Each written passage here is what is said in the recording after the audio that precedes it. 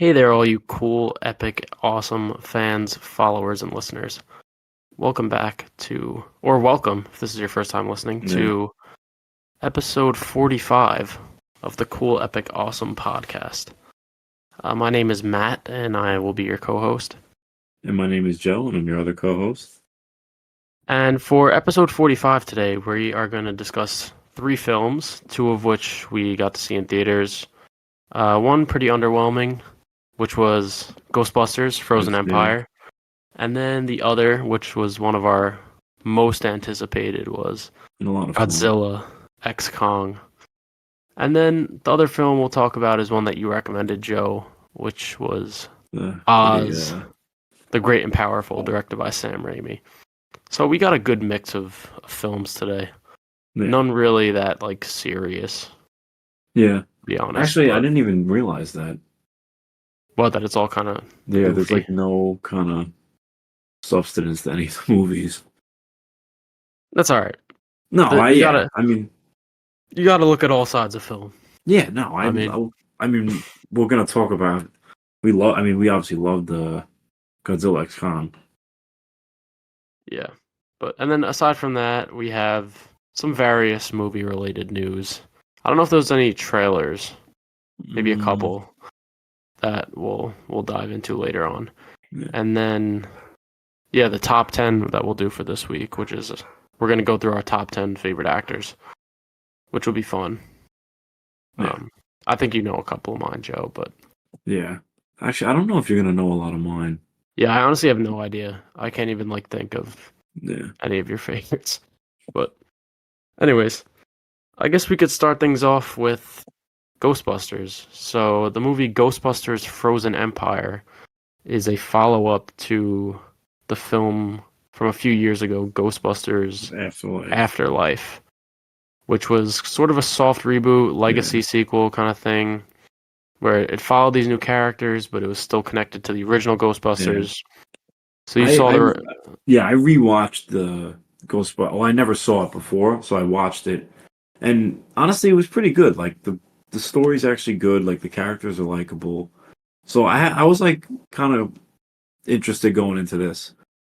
Yeah, Afterlife is pretty good. Yeah, I feel like it used the legacy characters well, in the way that they're not forced into the really entirety with the plot. Yeah, but that's it's like a double-edged sword in a way, because yes, they're not kind of just thrown in there for whatever reason, but also they just show up at the end for no real reason. Yeah.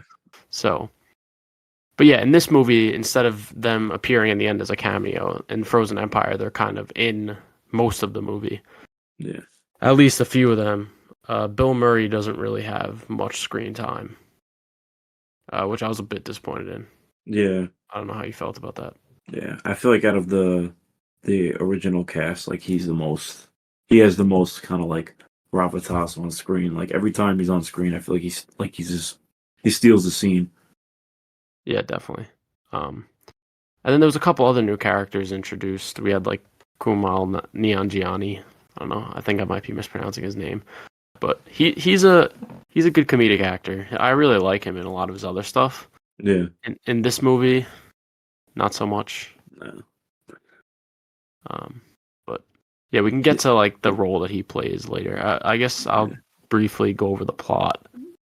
Before you go into, what did you think of what was the girl in it, the ghost? Who was that? The actress that played. The ghost actress? Yeah. I didn't recognize her. I remember looking on Letterboxd during the film, but I don't think I recognized her. Let's see. Ghostbusters Frozen Empire cast. What was her name? Oh, Melody. Emily Allen Lind. She was apparently in Movie 43, The Babysitter, Lights Out. So a pretty stacked filmography here. Apparently. Why do you bring up her specifically? I feel like she's not.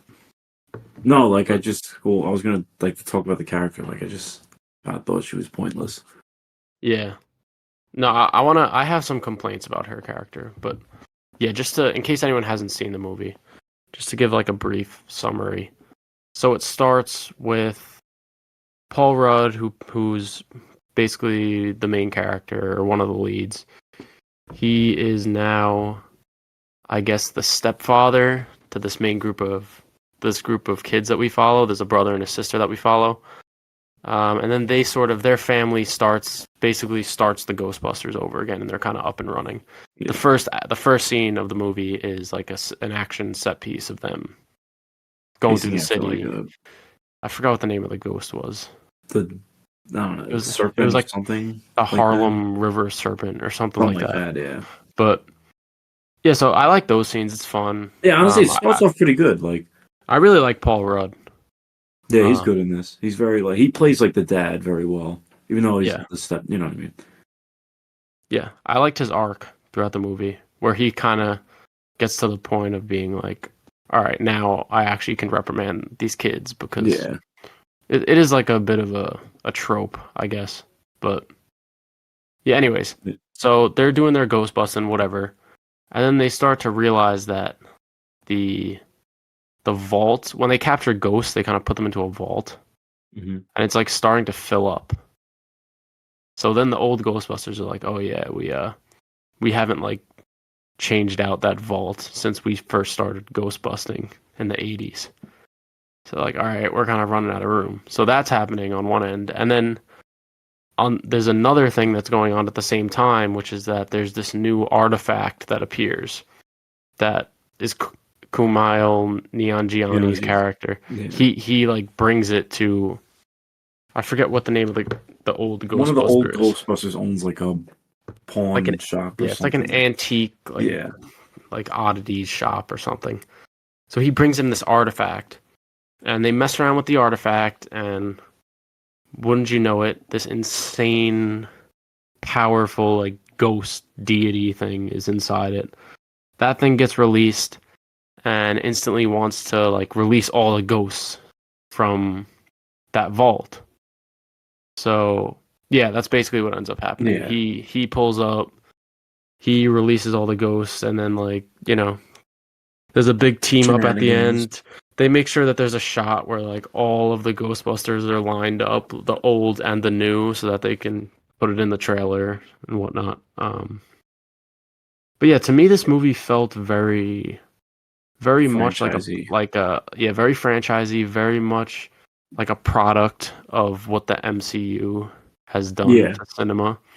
It just feels like a superhero movie. And if you look at the original Ghostbusters films, they don't feel like this, really. They feel just like self-contained stories. They don't feel like they're pushing a product or I feel like they tried to like expand the lore of like I feel like it's not supposed to be that deep. It's just supposed to be like ghosts.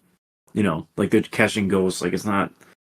I don't know. Yeah, I agree, especially with the Fire Master thing. Yeah, like they build like this is what is the name of the ghost? It's like I don't even remember.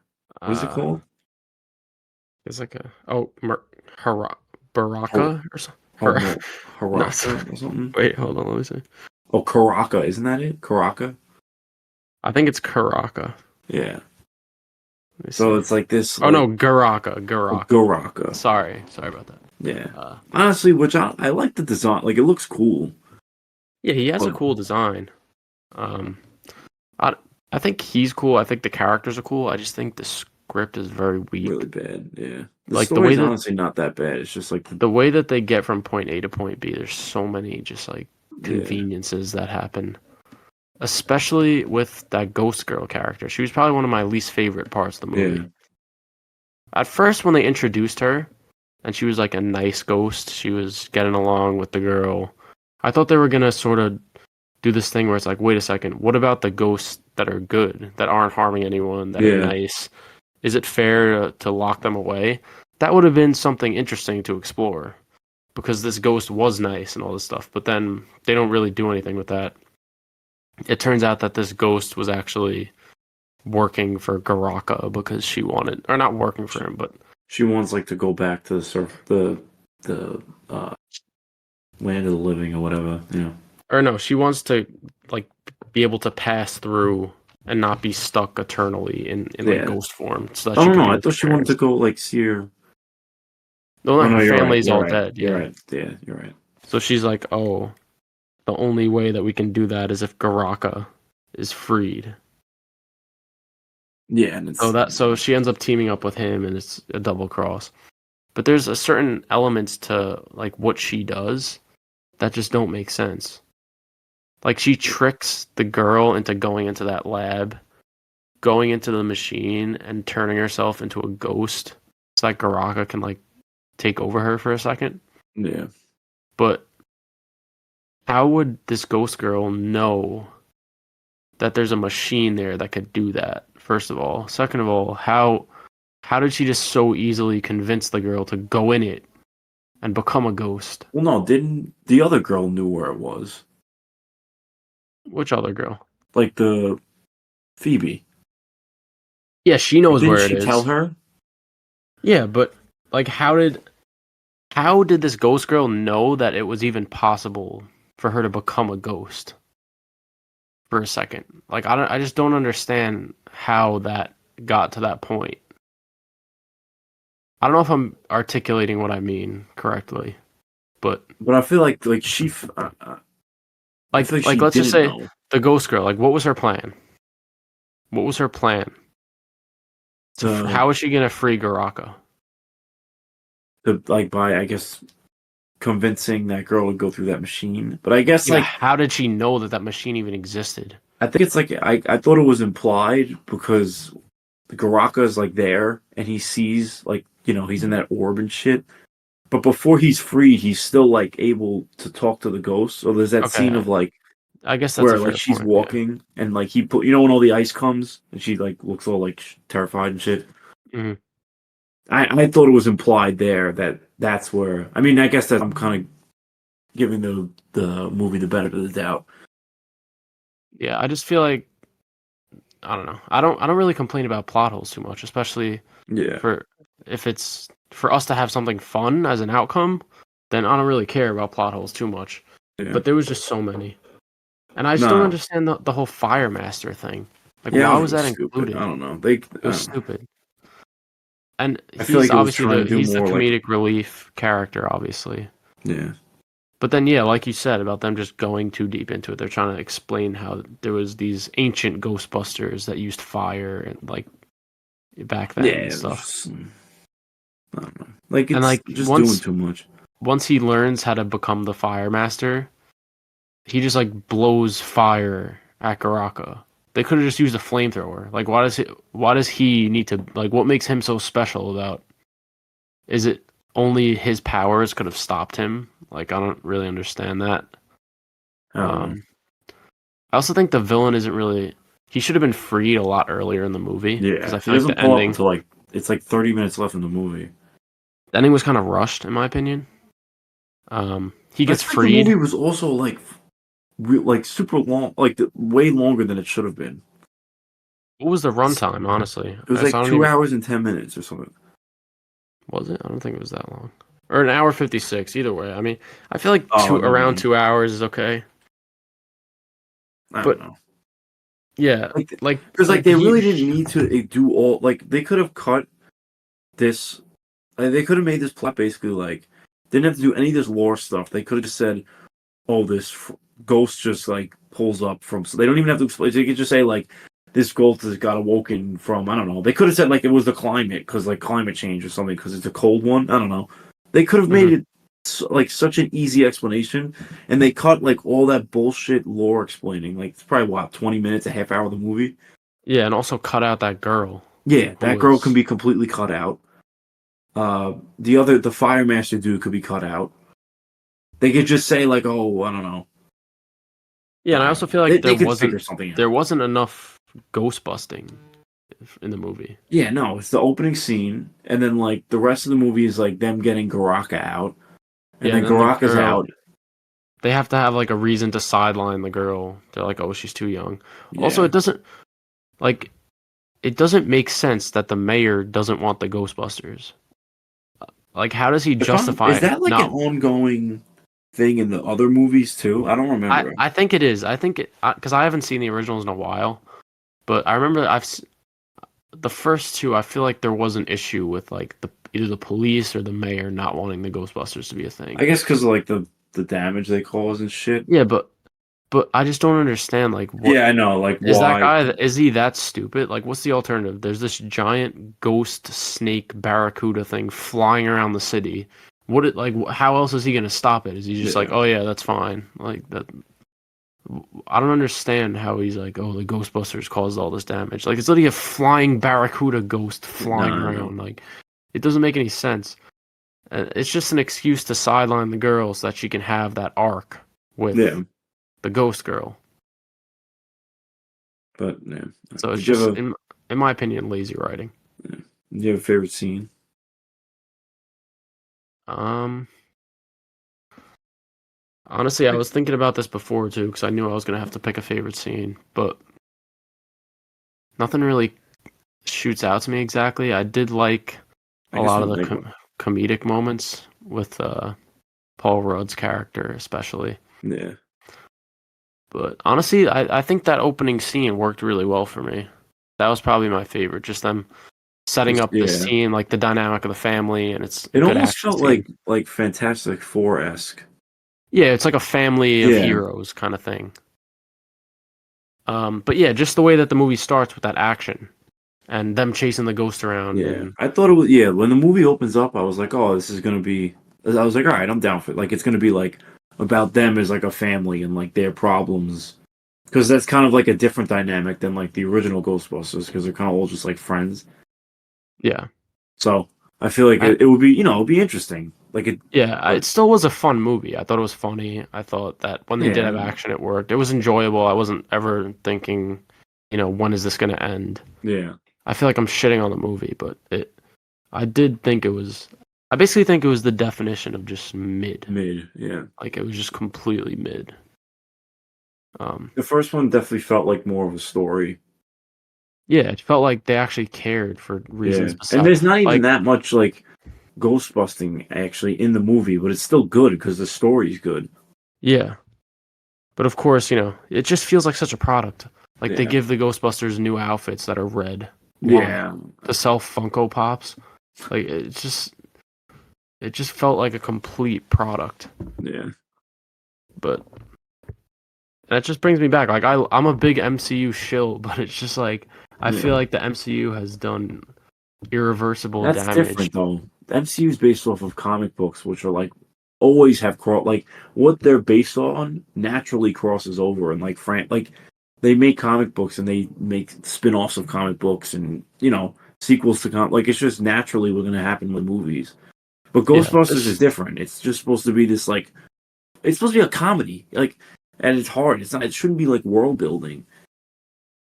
yeah.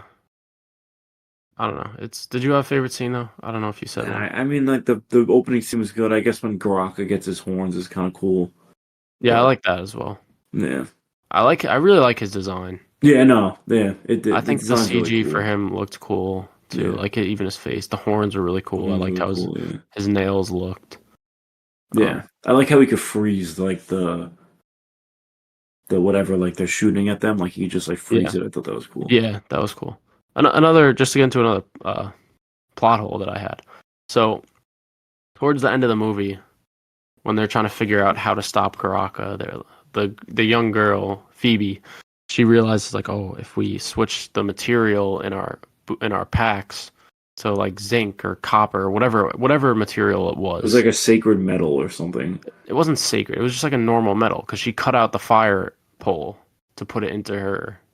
No, but they explained like before that like that. Oh, yes, you're right. You're right. It was like back in that time. It was, Yeah, they but no. So they said back in. All right, so like backtrack. So we'll explain the purpose of the Fire Master. So basically, they said the way they trapped the ancient Ghostbusters, trapped the demon was like they used the Fire Master, which is like basically just like a firebender, and copper, or like because it was like some sacred metal or something like that. So the girl like copper coats like the pack, whatever. Like I don't know the whatever, like the engine or in the what are they called? I don't even know the name of them. Proton packs? Proton packs. Yeah, that's like she copper plates it, so like it's supposed. It has like a different. It'll maybe work against the Yeah, and Baraka. that makes sense. But then you see that she takes random things around the firehouse. She Yeah, cuts off like the fire pole, a little piece of it to melt down and put it in her pack. Why is she the only person that does that? No one yeah. I was else confused besides about that her too. Yeah, does that. why does no And one then, else? Yeah, of course, right when Garaka pulls up and he's violating everyone, the only one of them that's not up there fighting is her because she's downstairs for some reason with that ghost girl. Even though she's the only one with the proton pack that could actually kill him. yeah, But if you give like, I understand in terms of like writing the script and making there be like tension at this point, you yeah, can't just have it so that they'll take him out with that right away. But it's just the reason why no one else has it is not for a story reason. It's because if they did, the villain would not actually be a threat yeah. because they'd be able to destroy him instantly. So it's just to build up. It's like I said, I don't really get bothered by plot I holes, feel but like yeah. there's just You a saying, lot. but I feel like you're pretty bothered by it. It was just a lot. There was a lot of plot holes, just No, yeah, compounding. yeah, Um, but yeah, yeah. I don't know. I was looking forward to it too. It seemed like it had a good enough. Yeah, the villain What's look it like I called? kept seeing this stuff with the villain, and I was like, all right, like this looks promising. Yeah, the premise seemed promising. Yeah, and also I was kind of annoyed because Bill Murray wasn't in it a lot, Yeah, and he was kind of one of the things I was looking forward to. But yeah, I guess we could do our favorite characters. Let me look up the name really quick to give him his proper respect. But yeah, I liked Gary Gruberson, played by Paul Rudd, the best. Um, yeah, I don't know. I like his character in this, even though he's kind of just playing the Paul Rudd kind of vibe character. He still was my favorite character. yeah. My favorite character was actually Phoebe. Phoebe, what's her name? Phoebe Spangler, Yeah, Phoebe played by Spengler. McKinney Grace. Yeah, I McKenna actually liked her Grace. character, her arc, and the so this whole point is like she's 16, so like it's like stupid how they do it. Like the mayor's like, oh, you can't have a minor work, but so that's like the reason why she can't be a Ghostbuster, I guess. I don't know, but like it's Mhm. an interesting arc because like she's kind of left alone while her family goes and like does what she wants to do. So I thought that was Yeah, kind of cool. yeah, and I didn't. If you look at McKenna Grace, like look at her picture on Letterboxd, she does not look like that at all. No, not at all. Not even. That wig is I I think it's just because like when they filmed the first one, she was probably like mad younger, yeah. and Oh, like not so they not insanely younger, but I like recognize her from other stuff. But then when I saw her in the movie, because she has those glasses well, and that I wig, saw her in Gifted actually. is she the main girl in that? Yeah, she's a girl. Oh yeah, yeah, yeah. I think she was a pretty notable child actress. But Yeah, she didn't like a lot. yeah, She was in Annabelle. She was in Independence Day. Oh no, this is like the fucking remake. the Will Smith one. Yeah, Let me see that. Yeah, but no, I don't know why I said Will Smith. He's not in that. Wait? Will Smith has something to do with Independence Day, right? Is he in the begin? Is he in the he's in first the. one? Isn't he in the first one? Okay, yeah, he's in the first one. Yeah, so not the Will Smith one. I don't know Um, why. I just you just Liam naturally said Hemsworth is yeah. the fucking. Yeah, I remember that movie was complete ass apparently when it came out. What's the premise of it? I think it's just the aliens just come back. It says, Jeff let's Goldblum. see, we had 20 years to prepare. So did they. Pretty fire tag on. Anyways, though, we're getting off topic here. Yeah. Um, but yeah, I guess we could go to ratings for the movie. For start, I could give my rating. I gave it 2.5 star, 5 out of 10. I know I was complaining a lot about it, but at the end of the day, it was a fun action movie. Had its good action set pieces, funny moments, this and that. It just felt very cynical to me overall, and I kind of wish I liked it more. So Yeah. I also gave it a 2.5, 5 out of 10. Just probably the most mid movie I've seen in a long time. Yeah. I was gonna say though, it's kind of getting towards we're in like the pre-summer blockbuster era right now. Yeah. Um, before like everything kicks off, because now today's April 1st, Yeah. April Fools, so Twitter's been going crazy today. Yeah. But yeah, because May I feel like is the start of summer blockbuster season. Yeah. So the April they're gonna be a couple big ones. So like we had this Frozen Empire, and then then this other movie that we're about to talk about, which I was a lot higher on. Yeah. Yeah. Which That was was also actually an enjoyable movie. it also has Empire in the title. Oh Strangely yeah. enough, And it also has to do with ice, kind of. yeah. Um, and that movie is Godzilla X Kong: The New Empire. Uh, so yeah, I remember when the first trailer for this movie came out, I was like, yeah, this looks like complete shit. But I thought it looked okay. I didn't think it looked like horrible. It looked fun. I think as a film, like an actual Oh yeah, film, no film. I don't Yeah, think it's this that great. no. It's, But for what it is and what it's trying to do, I really enjoyed it. yeah, And I think any like Godzilla and kaiju fans are gonna love it. I yeah. don't know. You could break down a bit of the plot if you want, because I know you recently like went through the other Yeah, MonsterVerse so I films. watched like all the MonsterVerse films, and honestly, they not a lot of them hold up. I really don't like any of them. The best one is probably this one, in my opinion. But so after the end of Godzilla versus Kong, what happens at the end? How do they start off? Godzilla's in Hollow Earth, right? Not Godzilla. I'm sorry. Kong's in Yeah, Hollow Earth. at the end of Godzilla vs Kong, he Kong. goes to He goes to Hollow the Earth Hollow Earth, and to live. Godzilla's just like on the surface. Yeah, So we protecting start off. or So the whatever. movie starts off with like probably like a 10-15 minute opening scene of just Godzilla. Like there's no humans at all. Or just Kong, you mean? I mean, just I don't know why I keep saying Godzilla. Just Kong, and it's like him in the Hollow Earth, and he's like basically like these wolves are chasing him, and he ends up like fucking beating the shit out of them and like ripping one in half. It was just like such a like. As soon as I saw that scene, I was like, "All right, this is gonna be fun." Like I knew Yeah, immediately that this was gonna be enjoyable. it was cool. Yeah, for Yeah, sure. And if you look at that basically that right there kind of shows the difference between Toho Godzilla and the U.S. Godzilla well, movies. I Because mean, Toho's also like respond. Toho had an era where they did stuff like that too. That's just now they're doing more serious stuff. yeah, like look at Godzilla minus one. Yeah, Like it doesn't just start with.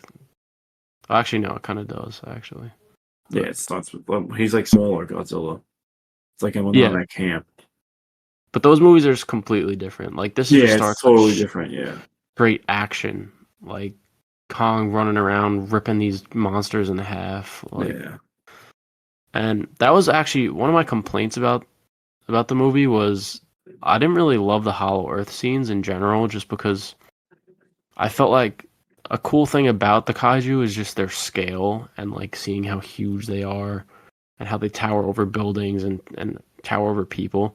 You don't really get that sense of scale in the Hollow Earth. There I were feel like points I where feel like that's the point of it. it felt almost like we could have been watching like Planet of the Apes, because it just looks like two gorillas like Yeah. hanging out with each other. You don't. It still is cool. I still enjoyed it, but I feel like like this is just my opinion, but I feel like in order for those scenes of like the emotional scenes of Kong and like so not emotional, but more like him kind of non-verbally communicating. Like I feel like they need to be almost like human scale to convey that. If that makes yeah, sense. no, that's a good point. Yeah, Think I about like understand. when he goes into so basically what happens is Godzilla like eventually finds like this hole. I I don't mean, know. Kong. Kong. Fuck. Why do I keep Kong? It's because I keep watching all the Godzilla movies. And it sends like a beacon up to like what is it? A sound or something like that.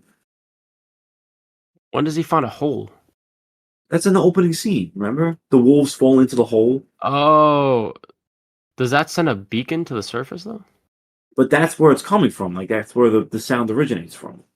I thought that the sound was coming from the Iwi people because they were calling for help. Oh wait, maybe you're right. No, but Yeah, aren't the Iwi people in the subterranean thing? They're down there, remember? Because that's how Shimu and all them pull when they pull up, like it's because they're in the subterranean realm. but maybe because I know, but Shimo and Scar King, they have to make their way over to like where the Iwi people are, and they break through that barrier. Yeah. So I don't know if they're in the subterranean realm. Because I, how f- do the I f- how do the how do the people, not the Iwi, like the actual our characters that we follow, how do they get there? they follow The- Kong. mm, Remember? is this a bad sign that I can't remember this shit already? Yeah. You're not paying attention, dude. Even the other movie too, you're forgetting things. Which movie? In Ghostbusters. Bro, I don't think they follow Kong down there. They do. Because remember he comes up because his hand's fucked up? I mean not because his hand fucked, his tooth. Remember that he comes up because of his tooth? Yeah, but then they kind of just ditch him. They don't ditch him, but he just goes off on his own No, when they go they down there. follow him down into the and then they hear the signal again. No, And because then they go back to the camp because they're like, oh, we're not hearing anything from the camp, so let's go there, and it's completely destroyed. yeah. Is Kong with them at that point? I don't think so. He pulls up to them. Remember?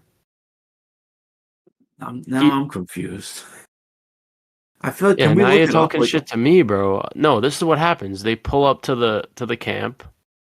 They see that the shit is all fucked up, and then the little girl is like, "Oh, we got to go this way." Remember? And they go that way. Then they find the tribe of people.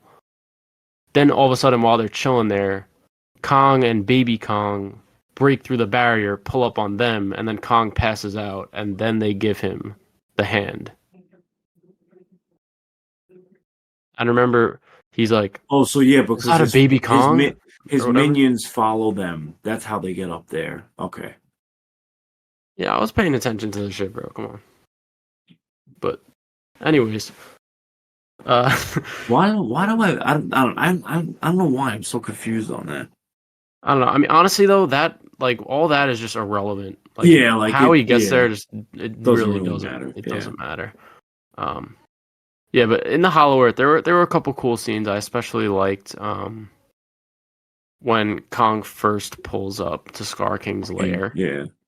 I There's like like how a good I like how he's like characterized as yeah. like this. He's noble. He's Yeah. he wants to do the right thing. So when he sees these apes that are being mistreated, he gets tight. Then he beats the shit out of some. Actually, we forgot about that scene too. Yeah, there's The- already like some memes from it. yeah.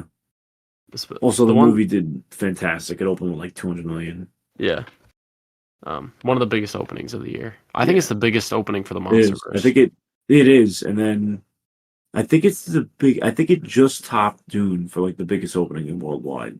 Maybe they're at least close. Yeah, they're I think close. Dune might be bigger, but I don't remember.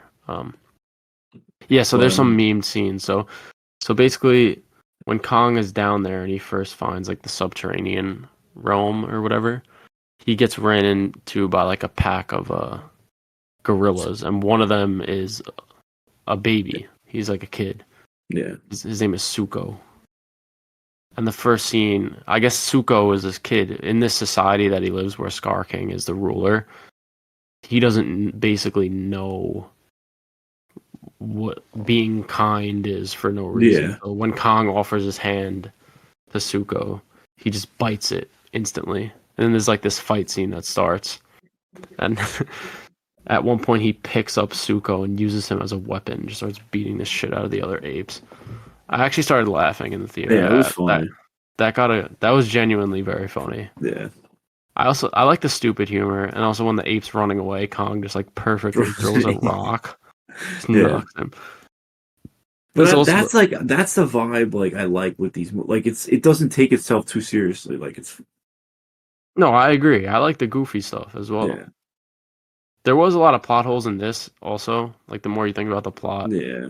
But it again, Whatever. uh, I don't for really this, think. like, yeah, I'm you heard willing to a. overlook it because the fight scenes are very good.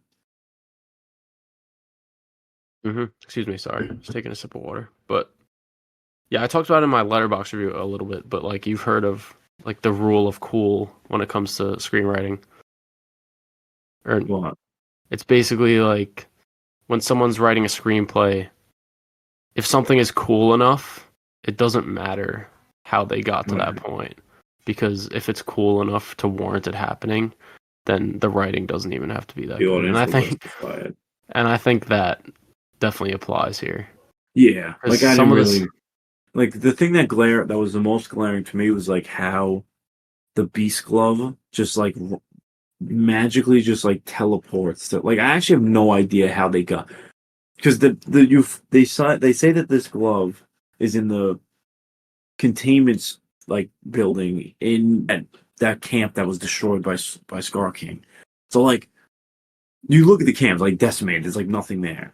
So like all right, whatever. I don't know where the hell they're fucking hiding this thing, the but only thing that survived that camp was a giant glove Beast Glove, yeah. that Maybe it was happened implied it to was be underground. like Maybe I don't no, know. it That's wasn't like because what's his face? His character goes to pick it up. oh yeah, you're right. He opens a crate. You're right. He like gets in a ship and carries it there. Yeah, and then also there's just like a random ship laying around that happens to be like a cargo, like that ship that he was using in the beginning of the film. Yeah, it And doesn't make then sense. I mean, yeah, again, like I said, that's a perfect example of like the rule of cool. Just yeah, it's Kong getting it like a power glove. Who cares how he gets it, you know? yeah, exactly.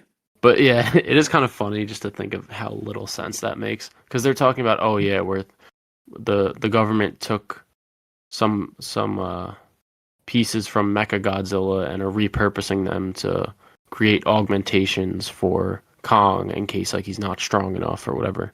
Yeah, And the one piece they have there just happens to be like the exact hand that got injured and it happens yeah. to survive. It just like doesn't make any sense.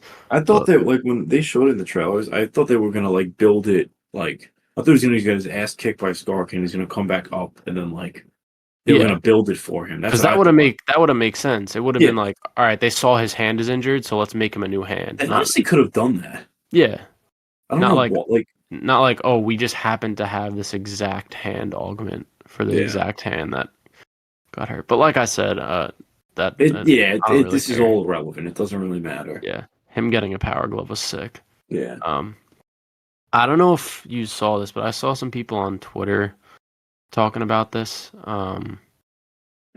I know you're more into like the kaiju and Godzilla stuff. There's Yeah. this kaiju that's like a giant man or something. Do you know who I'm talking about? It's like a giant robot man. Jet Jaguar. Yeah, Jet Jaguar. People are Yeah. saying that is the whole idea of them reusing Mechagodzilla to make these augments was hinting at them possibly making this Jet Jaguar suit like behind the scenes. I don't really know anything about that character, so I don't really know. Yeah. But I know he's like he's like basically another kaiju in the but I don't know if it's a robot or it's like a guy. I don't I think it's a I think it's a robot. People are saying like Dan Stevens' character would control him or something, which would be cool. yeah, like kind of like a Yeah, Pacific Rim kind of. yeah. Let me Dan see. Stevens was great. But yeah, this movie also it is like it kind of has the same cynical aspects that Ghostbusters does in terms of they're just doing shit to sell toys where it's like, all right, we got to make kids want to buy a new Kong toy, so Yeah. we have But to do honestly some. like I am willing to overlook it for this. Like obviously No, like I feel I like agree. I like agree. this is a movie that warrants this type of stuff of selling like you know when you were kids remember we used to get like the we had our mom would go on eBay and buy us like the Japanese Godzilla toys No, like don't we get me wrong. I agree with you. I just feel like I should point it out. I don't think we should ignore it. oh yeah no it's definitely I, like this versus like we were just talking about like this versus like the Toho making Godzilla films now. Like Yeah, they didn't make you could tell like that movie is definitely not for kids. yeah. No, it is a bit obvious in them wanting to sell toys. Like, how do we make Kong different? All right, let's give him a robot glove, and then it's like, Yeah. how do we get him this glove? That's like that is the step that they think about last. Yeah. Which is that really should be what they think about at the First. beginning. Yeah. But and then same thing with Godzilla. How do we make him a different color? How do we make them like a pink Godzilla? That one was fun. That one was alright. Yeah, that one I believe that was believable. Another thing that was interesting to me is like the people in this world, they just have to come to terms with the fact that there's kaiju everywhere. Like, I remember she was looking on the world map. There's like 20 dots where there's kaiju. I think it's like I think like Godzilla's like basically just keeps them at bay, like because he's like the alpha, so he just kind of like he's basically just like a superhero at this point. Yeah, he's just like Godzilla a male or a female, or is it just none? I saw someone say because like people were saying because Shimu is female, which we didn't even talk about Shimu yet. And they're like, oh, like can they like breed? But I don't know if they ever said I don't know if they ever implied if Godzilla was male or female. That would be cool if you get baby Godzilla. Yeah. It was like a Shimo, whatever. Yeah. Yeah, it's Shimo, not Shimo, which is I'm sorry. Shimo, which is no, I think it's pronounced Shimu. I don't know. It's pronounced Shimo. I mean, not pronounced. It's spelled Shimo. Sorry, like Shimo. It's I believe Shimo is Japanese for white or cold or something. Yeah, I saw that it had a translation. Yeah. Also, another thing that I didn't like is they established that there's all these kaiju and stuff. I don't like how disposable they were. Like Godzilla just goes in and just completely just kills two of them right at the beginning. I feel like he's the alpha. Like he's just supposed to. Yeah, it translates to frost. That's cool. Yeah. I would like maybe he incapacitates them or something. I don't like the idea that you could just kill the kaiju that easily. Like I understand that Godzilla is. Well, they're supposed to be like weak kaiju. Like look at him versus Shimo. Like he doesn't just obliterate Shimu. Like they fight. Even Scar King. Yeah. What did you think of that? What was the name of that one that was guarding that nuclear energy or whatever? Tiamat. Yeah, I thought that was a really cool design. Cool. Yeah, that was cool. It looked kind of like a Chinese dragon, kind of like those skinny dragons. Mm-hmm. I saw something that apparently there's like a comic book that's connected, and Tiamat like fought Godzilla previously. Yeah, I did see that too in the universe. So I also saw that like there. I should pull that up. I saw on Reddit somewhere because I'm in like the MonsterVerse Reddit because I'm just like that. And you're the moderator for that. Yeah, I'm what's the guy in that they say? Ghidorah Stan, whatever. Ghidorah Stan 25. Yeah, whatever the hell it was. Oh yeah, once you finish your point, I gotta ask you something else. But go ahead. There's like a tie-in comic, and it's like a bunch of stuff that like that they say like happens basically after the events of this movie, and like one of them had to do with Tiamat. That's pretty cool. Yeah, it was like I think it was like Godzilla when Godzilla killed him, like he absorbed some of his DNA or something like that.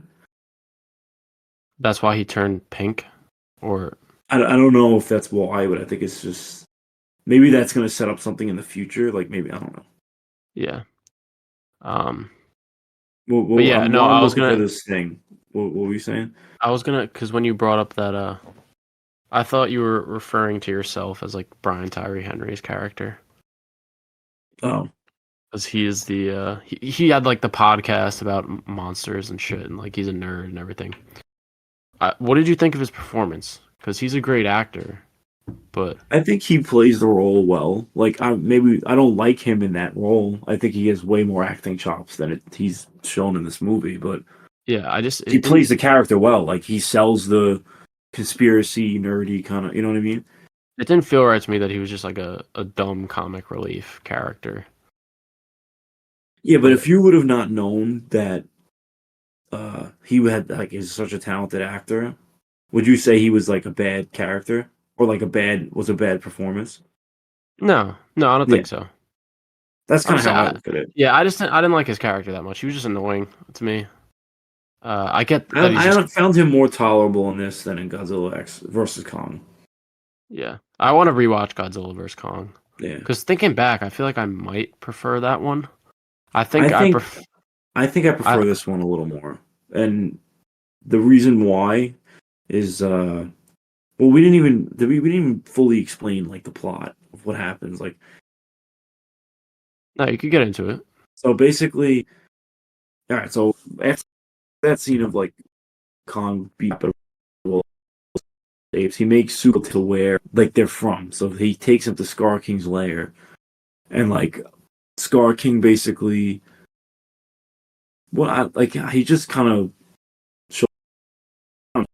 shows his dominance, beat the shit out of him, but he kind of they fight a little bit, and then he releases that's like she field. And I thought the reviews were pretty cool. Like it's shown that like he's backed by like a waterfall of lava, and then they see like it's like pull of rock and it like blocks the lava, and then like you kind of see his eyes, and then he starts stepping out, and like the ground freezes and stuff. So I thought it was a pretty cool entrance. Yeah, that was a cool reveal for sure. Yeah, and then But yeah, they weren't you kind of gonna? fight. Yeah. Well, No, I was gonna say, don't you want to like explain the plot just in a brief sense? yeah, I'm trying. It's kind of I feel like there's so much going on in the movie. It's hard to like sum it up. Yeah, I mean, Basically, basically, like Scar King is obsessed with getting to the surface, and when Godzilla realizes that like he's trying he's to like basically gonna he's trying like to get out, get or up. no, maybe Yeah, he doesn't realize it, but the Iwi people realize, and they send the message out to Godzilla.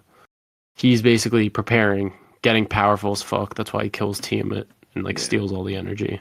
Humans said to have like the And most radiation in like whatever, like out of all the kaiju or something like that.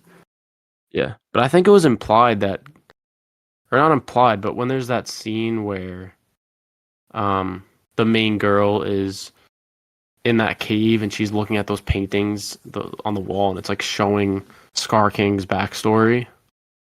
Didn't it say Yeah, that Godzilla came down and like fought Scar King mad long ago? yeah. And he's the one who So like trapped him in the subterranean realm. yeah, yeah. Um,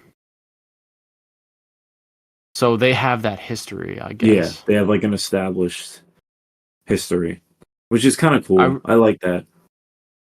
yeah, I It's like that as also well. implied that Shimu is the one that froze Ghidorah in the ice. Why? Oh, was Ghidorah frozen in the ice? I forget. Yeah, they found that's how they find her. She's frozen in ice in King of the Monsters. Yeah, I don't remember. Just because I know you like rewatched them Yeah, recently. it's all fresh in my head. That's why. Yeah, and these are original kaiju, right? They're Yeah, and honestly, these are probably the best original American kaiju that they've ever made. Because the Mutos are kind of, I think they're pretty yeah. forgettable. I didn't like the Muto. Yeah, They're and they're then from 2014 or whatever. yeah, Godzilla, the right? original Godzilla, and they haven't really made. I don't in the 2000 ones. There's no right. There's no other kaiju in it. I think it's just Godzilla. Yeah, I don't think so. Not that I know of. So Um, these are. It was nice to see like that. These are kind of memorable kaiju. yeah. No, But but yeah. speaking So about that scene though, really quick. which one? Another issue I had, the scene in that cave or whatever. Oh yeah, I felt that there was a lot of exposition, a lot of the main girl kind of just narrating, saying, "Oh, this happened, and then this happened, and this happened, this happened." I feel like it could have done a little bit with instead of saying, "Oh, back in this time, Godzilla fought Scar King and all this." Why not just show it? Why not just show Godzilla back they then fighting Scar King and you know why? why? Because it's probably would have cost like $80 million to make that scene. You think? I mean, Yeah. they're already Well, going all out for it. Like, why yeah, but not? like they don't want to. This was honestly made for relatively cheap for like a big kaiju CG. It was 135 million, which if you would have, I figured it was going to be like a $200 million budget. Wasn't it like 180 or no? No, I saw 135. Let me see. Yeah, no, 135 is relatively cheap. I know we've been used to seeing like 250 million, 200 million recently, just because, but that's just a product of COVID, I think, just Yeah, because a lot of the movies that were releasing over the past year were filming during COVID, so yeah, because of restrictions, it ended up being more expensive. Um, yeah. but yeah, So that's also probably like I mean, if they had an unlimited budget, I highly doubt that Adam Wingard wouldn't want to animate that scene. You know, yeah, but it's just like it felt like at points missed she's talking opportunity. about. Yeah, I mean she's talking about there was this crazy stuff and then the Iwi people said that. I mean, are they the Iwi people? Or I could be saying them names wrong the entire time. I don't even know. They're But basically some type of like indigenous people. yeah, and it was like, oh, they said that this monster that ate a star came down and saved them from Scar King or whatever. I was just thinking like, damn, I wish I was watching this. I wish that it Yeah. was showing this right now instead of this girl just explaining everything. Yeah. How, how did the Iwi people get to Hollow Earth? Did it say that they were just Well, always there? yeah. Because I So remember she sees in it, the. well, Sorry, no, just really quick. She sees the markings. She was like, "Oh, these are like centuries older than the ones on Skull Island." So it implied that they were there for a long time. yeah. So I think it's supposed to be the director said that like his in this world like all life is supposed to have originated from Hollow Earth. Oh, So okay. So they they're just started there, then went to basically Skull and it Island. came yeah, Okay. which is kind of I like that idea. I think that's cool. Yeah. Yeah. No, it's a cool idea for sure. Yeah. Um, but yeah, let me think. Yes. So we have this two pretty like major. Well, before we get into that, also Mothra comes back in this, which we forgot to talk about. Yeah. Which So I Mothra is basically summoned to tell Godzilla to chill out, or yeah, essentially because or to Mothra's connected to the people, but like that girl is connected to Kong. So Mothra's kind of like the bridge to kind of make Godzilla and Kong kind of chill out. yeah. I like that scene where, and they hid this in the trailers, when Mothra flies up while Godzilla and Kong are fighting, and Yeah, it's like them both screaming, and then Mothra's in the background. yeah, that was pretty sick. Their rematch was pretty cool too. Yeah, I like that. Godzilla suplexes Kong. Yeah, that was sick. Yeah, They literally just like destroy the pyramids of Giza. damn, I like that in this movie. Like, they just don't give a fuck about like any like, and you know, in the first movie they try to convey like all the victims and stuff like that. Like Yeah, in this, like they actually do, which I like it better this way. Like they don't give a fuck. Like they're yeah, just like beefing in the middle of fucking Egypt. I'm sure like fucking mad people dying and stuff. bro, easily. Do you see? Like, I was trying to see how many buildings they destroyed. Skyscrapers were destroyed. Like, Bro, the final battle's in Brazil. Also, too, like in the other movies, at least like they tell people to evacuate. In this, like they didn't. They came out of the Hollow Earth. Like they just pulled up. Like no one even knew. mhm. That's just fucking. Yeah, It's no, just, it is funny though that now that you think about it. I remember like a big part of the first Godzilla where there was like these medical camps where there was all these people that had got yeah, injured and all this stuff.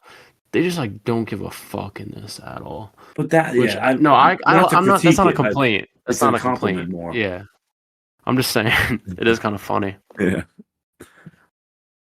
Yeah, but no, it's just like imagine it's literally the pyramids of Giza. Like it's like the seventh wonder of the the world or world, something, and they yeah, just completely destroy it. yeah, Yeah, another thing that was, I mean, just to chat about some more of the plot holes, just for the fun of it, is yeah. like the And scene don't get us where wrong. I actually I really like the movie. Like I'm not trying to no, shit on I the really movie. like it too, yeah. But the scene where it's like right before Godzilla pulls up on Tiamat or whatever. There's these Human, people whatever. in a submarine, and they're like pulling up to the area. They're like, "Oh yeah, we don't see Godzilla yet." And then all of a sudden, Godzilla just flies past them. Don't they have like constant radar on where Godzilla is? How would they not know that Yeah, He's you're right. he's like right there. Like it doesn't make sense. They would tell him like, "Yo, watch out! Like Godzilla's about to be there." But Yeah, whatever. I mean, that was one. Another one was like Kong just happens to shoot out in Egypt, and Godzilla was like close enough by that he's able to get to him. Like that portal could have went to anywhere in the Earth. yeah, But again, I don't give a fuck about yeah. that. I Like don't it just care. Yeah, like what would I rather have them like wait 10 minutes for Godzilla to get there? Like, yeah. you know. No, I I like when know. he dives off that building or not but like a mountain. He dives off the Yeah, mountain into the water. That was that cool. was cool. Yeah, there were a lot of Godzilla.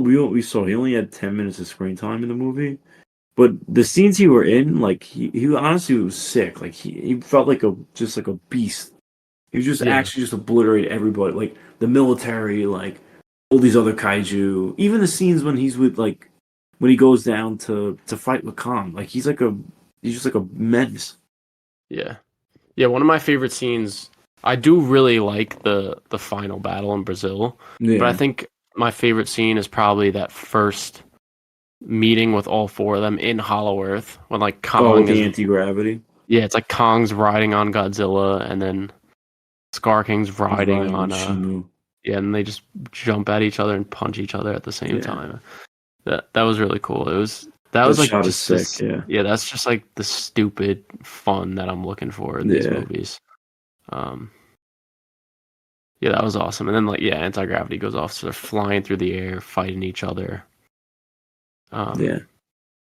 And in the final battle, I think there's a lot of cool moments, especially I really One like thing that Scar King's weapon. yeah. I feel like it's a pretty cool weapon. I like their use of weapons. Like I like Kong's weapons, his axe and his glove and stuff. Yeah. Also, it's we forgot to talk about the kind of the relationship between uh Scar King and Shimo. So Shimo is it somehow Scar King controls Shimo? He has like a on the end of his like whip. There's kind of like a crystal that it's implied. I don't know. It has something to do with I guess his body. He took it off his body maybe or something, and it controls him. So like in like so in the first scene when he pulls up and Shimo tells him to shoot Kong, like you can see he's like resisting in the beginning. So it's implied that like he's not really he's more of just like Scar King's weapon. It's not like he's working like with him. Yeah. Yeah, that thing, I don't really know how that thing works either. It seems like when Scar King pointed it at Shimo, it was like Yeah. hurting her. Or hurting. It's a her, right? You said? Yes, yes, I'll yeah. just assume it's a her. But it looks like it was hurting her somehow. I feel like maybe a little one line of, oh, like when she was explaining, unless she did explain it in Whoa. uh, that scene where they're looking at the paintings on the wall. Maybe she did say it in that and I just missed it. So Scene with just the one little painting. line. Not the drawings where she's giving the exposition about the history of Scar King and everything. Oh. If she would have said, "Oh, Scar King took this rock off the wall and it allows him to control whatever," Yeah, no, she just said that he controlled it. She never told us how or why. yeah, But again, it's a giant whip that's made of a spine that has like an ice crystal on the end of it. So like I'm willing to overlook how it exactly works for for the movie. yeah, yeah, um, yeah. And then that final battle at the end is like eventually, or Suko pulls up with Kong's axe because Axe, he yeah. left it in Hollow Earth, and then he destroys that crystal, which Yeah. sets Shimo free, and then she basically delivers the kill shot onto Yeah. Scar King. But he was I like, kind he was a good villain, Scar yeah. King, because he was just irredeemable, just like a complete Just asshole. asshole, yeah. I like that.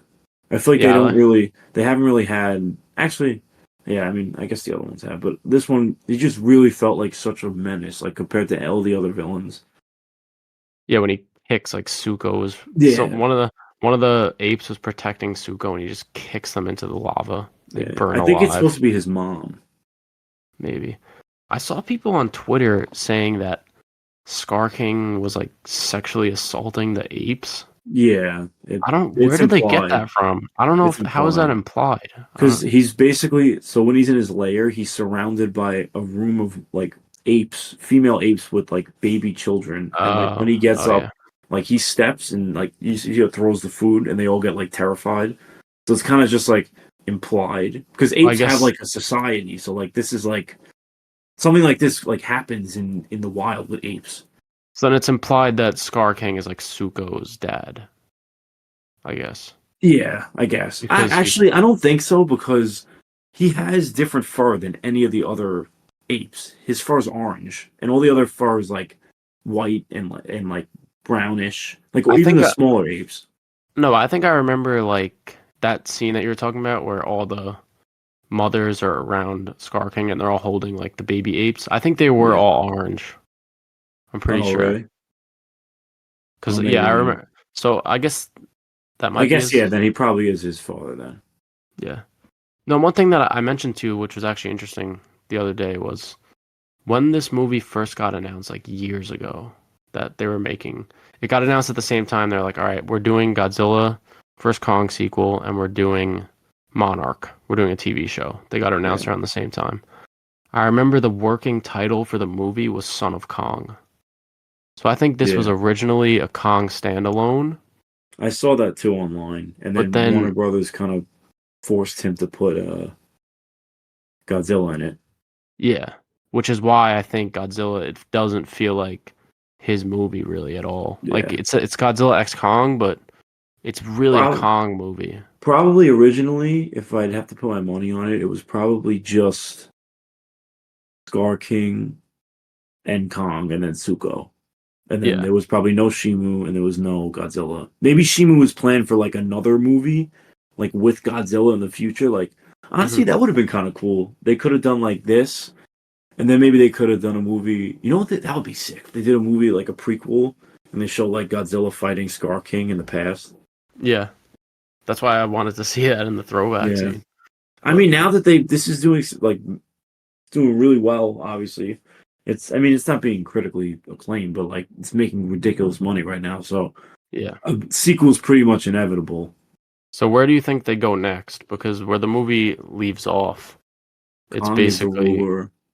yeah, Kong is he has his family now. He has this ape He's society. essentially King Kong now because he's. Yeah. I think they can't use the title King Kong though because of like I don't know, like Yeah. licensing or something I like that. prefer Kong though. Yeah, I like Kong. Um, yeah, he has Shimo with him too. There's a scene at the end where he's like petting Shimo. Oh yeah, it Which is says that like they're in the tie-in comic. It says that like they're bonded now because like he killed her like oppressor, so she just yeah. naturally like just want Hmm. There's a scene of like Kong like scratching Shimu like a cat, basically. Yeah, that was funny. Yeah, Um, cool scene. yeah, so that Godzilla happens. Godzilla goes back to sleep in he the sleeps in the Roman Coliseum, which I kind of Mhm. like. I think that's cool. Yeah, I saw that like people were saying he's sleeping there because it looks like his like home at the bottom of the ocean because it kind of looks maybe. like where he slept, which is like, I don't know. But I think it was. Yeah, I don't think it's that deep. I think it was just yeah, funny. I think it was just Like, yeah, it was more just fun. so yeah, where do you think they go next? I feel like the next film will probably be Godzilla centric. Yeah, he even said I'll pull up the quote. He said that Yeah, like if they ever make a sequel, basically he said if they ever make a sequel that it would essentially be like Godzilla's version of this, where like it's a Godzilla centric movie and Kong's just kind of like in the in it, yeah. or either, or honestly, I would prefer just a solo Godzilla movie, Hmm. Well, a I Kong mean, staying in Hollow this Earth. I feel like this should have been just the Kong movie because it was Godzilla and then Skull Island and then Godzilla 2. Then Yeah, they this is versed. kind of like This this should is have been kind like basically the Kong 2. predecessor to Kong to Yeah, to Skull Island. it should have been like Kong 2 in my opinion. And then do another team up, but I think, they're just like fuck building up to it. Let's just do the team ups. Yeah. Well, I feel You like know. in there, to be fair, they didn't know like how it would do. Like, because Godzilla versus Kong came out during COVID, so like it didn't obviously financially it didn't do that well, but it did well for like the pandemic. But like it Yeah. didn't make it didn't really do well like you know budget. So Hmm. I don't know if it's just like they didn't know how it was gonna like pan out, so they were like a little weary. But I feel like now that they've shown it's a success, like I feel like they're just gonna let Wingard do whatever the hell he wants. Honestly, Yeah. No, as I feel long as like it they're makes just money, that's yeah, they don't really really all care. they Just to give care. him Yeah. like all right, this is your budget, go do what you want. Yeah. No, I really did like this movie. Like if they made a bunch more movies like Yeah, this, I would still very much enjoy them. I me just wish too. like the script was a little bit Better. tighter, Yeah, but and I do wish the score was better. That was another complaint I had. I just feel like Godzilla movies are, especially the Toho ones, like are known for their music. Like the Godzilla theme is iconic, and I feel like mhm. did they even play it in the movie? I don't remember them playing Yeah, it at like all. Did they so play it in his other movies, like the modern they ones? they have like there's never like a direct like one for one of it, but like there's like kind of I don't want to say remixes, but like Like there's like different iterations of it. yeah yeah I was gonna say, did you have a favorite scene? I don't know if you ever said yours. probably the end scene just because like it's like this is why I think it's the best fight scene of all the monsters because this is the first fight where it's like actually like five kaiju all fighting at once. Like it's not just like in King of the Monsters. One of the biggest complaints I had was like Godzilla fights King Ghidorah, and then Mothra fights Rodan, and they're like completely separate from each other, even though it's happening like within the same like the radius of each. You know, like they're both Mm. made close, and they're just not even interacting. In this, like it wasn't just like oh like Scar King versus Kong and Godzilla versus Shimu. Like Shimu fought Godzilla. Like I mean, yeah, Yeah, Shimu fought. they were trading off. They were trading Yeah, off with each other. which I enjoyed. I like that better. There was even scenes of like Scar King and Suko. I mean, Scar King and Shimu like teaming up on Kong. Or was it Godzilla? No, I think it was Kong. Yeah, they gotta have like the Avengers Endgame style The of Final Wars. like 20 monsters all fighting each other at once. They got to do the Final Wars. I feel like Hmm. I don't know if they would title it that. That would be sick though if they did. Yeah, I don't know. Um, yeah, one thing I want Monsters to versus mention though, Final Wars. I also really liked how light it was. It was light, you could see everything. It was Yeah, bright. Like it was I in remember broad. It was the God's. first fight like in broad daylight. Yeah, no, I prefer that. I'd rather be able to Yeah, see them. yeah, One I thing that agree. I didn't really like how mobile they made Godzilla. I I like kind of it. like Godzilla being like this stoic, just kind of slow moving. This one, I that's feel like how it I wouldn't feel work like. though. I feel like Godzilla is usually portrayed like that. No, I understand when it's monsters fighting each other. Yeah, that doesn't really work. You're right. But I see Like like look at Kong as the more mobile one, and Godzilla is like a brute. yeah. I mean, I feel like even like Kong and Scar King. I feel like even in the fights, like their mobility is way better than Kong. I mean, than Yeah, Godzilla. yeah. That's just a Yeah, nitpick. no. But yeah, where Do do you you have think they like a? go? Where do you think they go next, though? I That feel was my like question I before. mean I feel like the next there's a lot of I mean they could do Buy a Latte, which we just saw. We just watched that movie actually today. Well, yesterday. They could do Destroyer. They could do Space Godzilla. I feel like in the next one, like they're gonna have aliens be involved in the plot. Yeah, I feel like because Godzilla is from space, right? No, he's from Earth, but like King Ghidorah's from space. So some of the kaiju are actually like from space. Then I thought Godzilla was, but I guess not. No, Godzilla I think was like it's implied he's created due to like the atomic bomb. Or he was awoken, I think, by He's the bomb. awoken. I'm sorry, maybe that was it. Or like he was Yeah, a baby and then cause he feeds off the nuclear energy. I don't know, but I'm sorry. I forgot about my train of thought. What was yeah. you talking about? Uh, we were talking about who they should use next. Like, who should be the villain, or where should they Um, go with this? Destroyer, Space Godzilla would be cool, or they could do their own god kaiju. If I mean these were really cool. If they keep them like on par with this, I'd be fine with them doing an original one. Yeah, these were very unique, Yeah. original kaiju for sure. I want them to do that. I forget his name, but he's the guy that has like those metal like Oh, razor Gigan. hands. Yeah, Gigan. I just feel like Yeah, that would Gigan's be. cool, How would but they it do wouldn't be a that in main like villain. modern? You They know, would just nah. They don't care. They would just it I looks feel like like Adam Wingard wouldn't give a fuck. Like he was I just. feel like Gigan just looks so goofy that it would be hard to do it, and I want to see them try. But look at you say that now, but look at like the original King Ghidorah. Oh, how goofy it is. Yeah, but Yeah, that's just like a three-headed dragon. So like you could, yeah, that's fair. Gigan I'm has trying like to these think. metallic arms, like this weird beak. I feel like it would just Yeah, look weird. But that's why I I don't want to know. see them do it. And I also think Space Godzilla, he's very weird also. Yeah, So, Destroyer too. Destroyer, I feel like would look sick. yeah. That's I supposed to be think like his, like one of his, like at that end, like So right now I'm watching called it's the Hensai era, I believe, the Hensai era of Godzilla films, which are like kind of basically what the MonsterVerse is now. They're just kind of like dumb giant kaiju fights, and like Destroyer is like kind of like the end game big villain of the that series of movies. yeah, so that's the one with Biolante or whatever that we watched. Yeah, like Yeah, the I mean next one.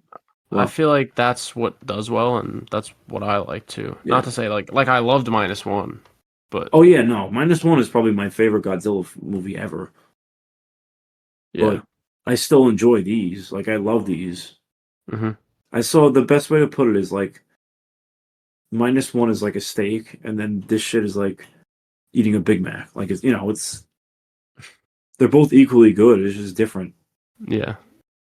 Yeah. No, I saw a post that was like you can't have your dinner and there was like a picture of like -1, then it was like without dessert, and then it showed this movie.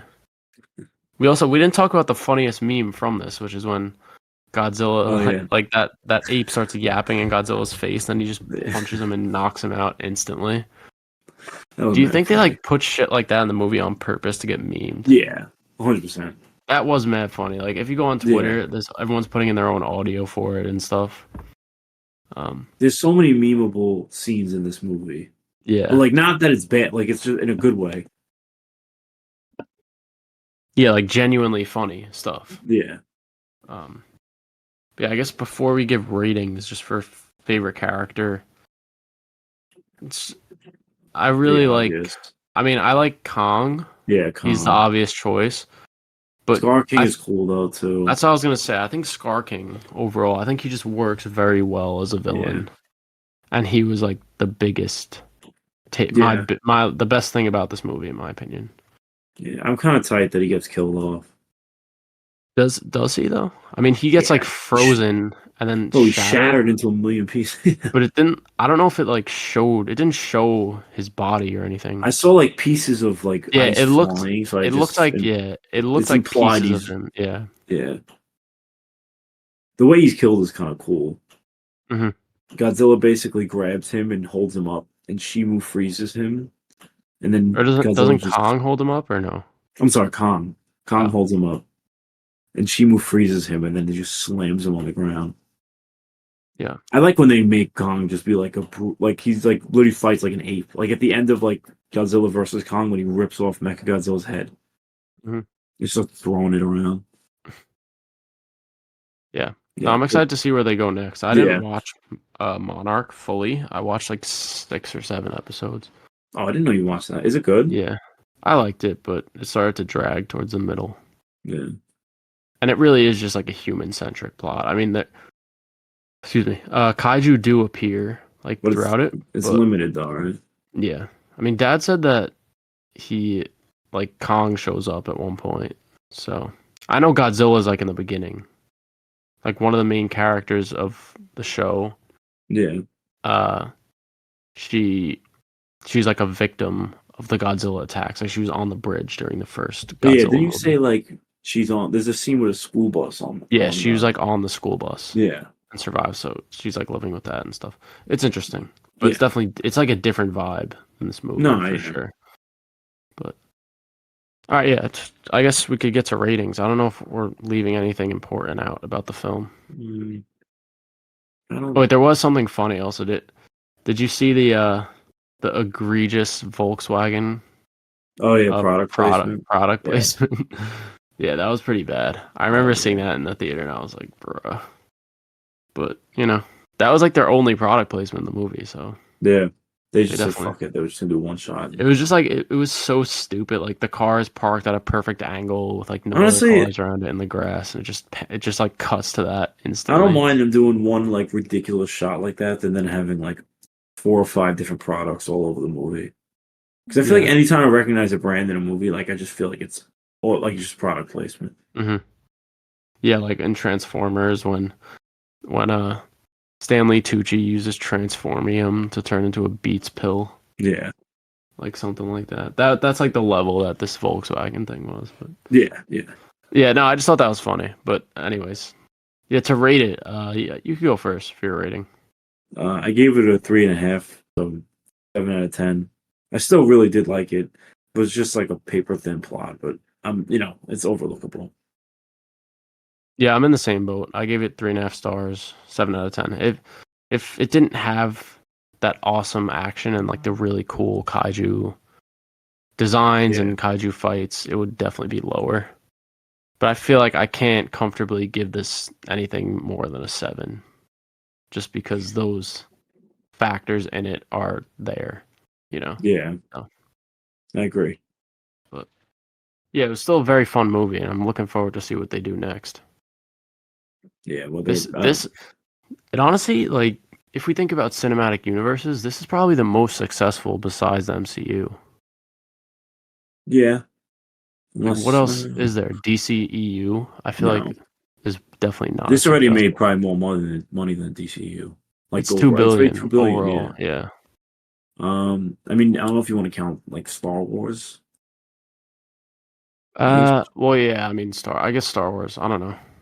but Well, no, I this is the I'll say it this. This is the only one post MCU to start up and actually last. yeah.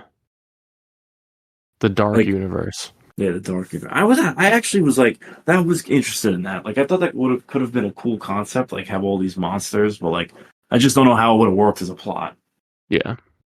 We'll Well, they see. should I just, mean, yeah. What do you mean? they'll They're bring it not back, doing it. bro. Fuck it. They'll bring it back. Well, they're doing Dark Universe at the at Universal Park. Yeah. Well, remember the Invisible Man that came out a couple years Yeah, ago? yeah. I The mean, they Wolf, low key the the Wolfman Wolfman's that they're coming out. doing. Yeah. It's the same director. Oh, word. Yeah. So maybe It, they'll actually do like a shared universe. I mean, I would be down for that, honestly. yeah. So would I. So would I. But anyways, yeah. I guess we'll move on. The movie Um. news. Yeah. Let's talk about Yeah. some news. Let's see what we got on the list today. Um. Okay, so the first thing up, we can actually talk about another movie we saw when we discussed this, but so coming from the creators of Winnie the Pooh, Blood and Honey, and Winnie the Pooh, Blood and Honey 2, we have the news that Bambi, Tinkerbell, Pinocchio, Peter Pan, Tigger, Piglet, the Mad Hatter, and Sleeping Beauty will all unite in a horror team-up movie called Poohniverse Monsters Assemble, which is coming to theaters next year. Which Um, we just saw. All right, so for reference, the first Blood and Honey. I don't think we ever talked, but we both saw it. Absolute ass sucks. There's like nothing redeemable about it.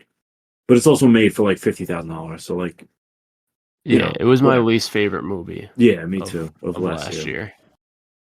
So it did make Um, some money. So this one had a budget of about $1 million, and it's not a good movie, second one you're but talking about? yeah, yeah. But it's honestly it's not It horrible. was It's actually fun. it No, was it was fun. fun. It was It's like more in line with like Terrifier, in my opinion. Like it's like yeah, that a major upgrade improvement. Yeah. So now from the like I'm first kind movie. of you know kind of like the little like curious about how this is gonna you know.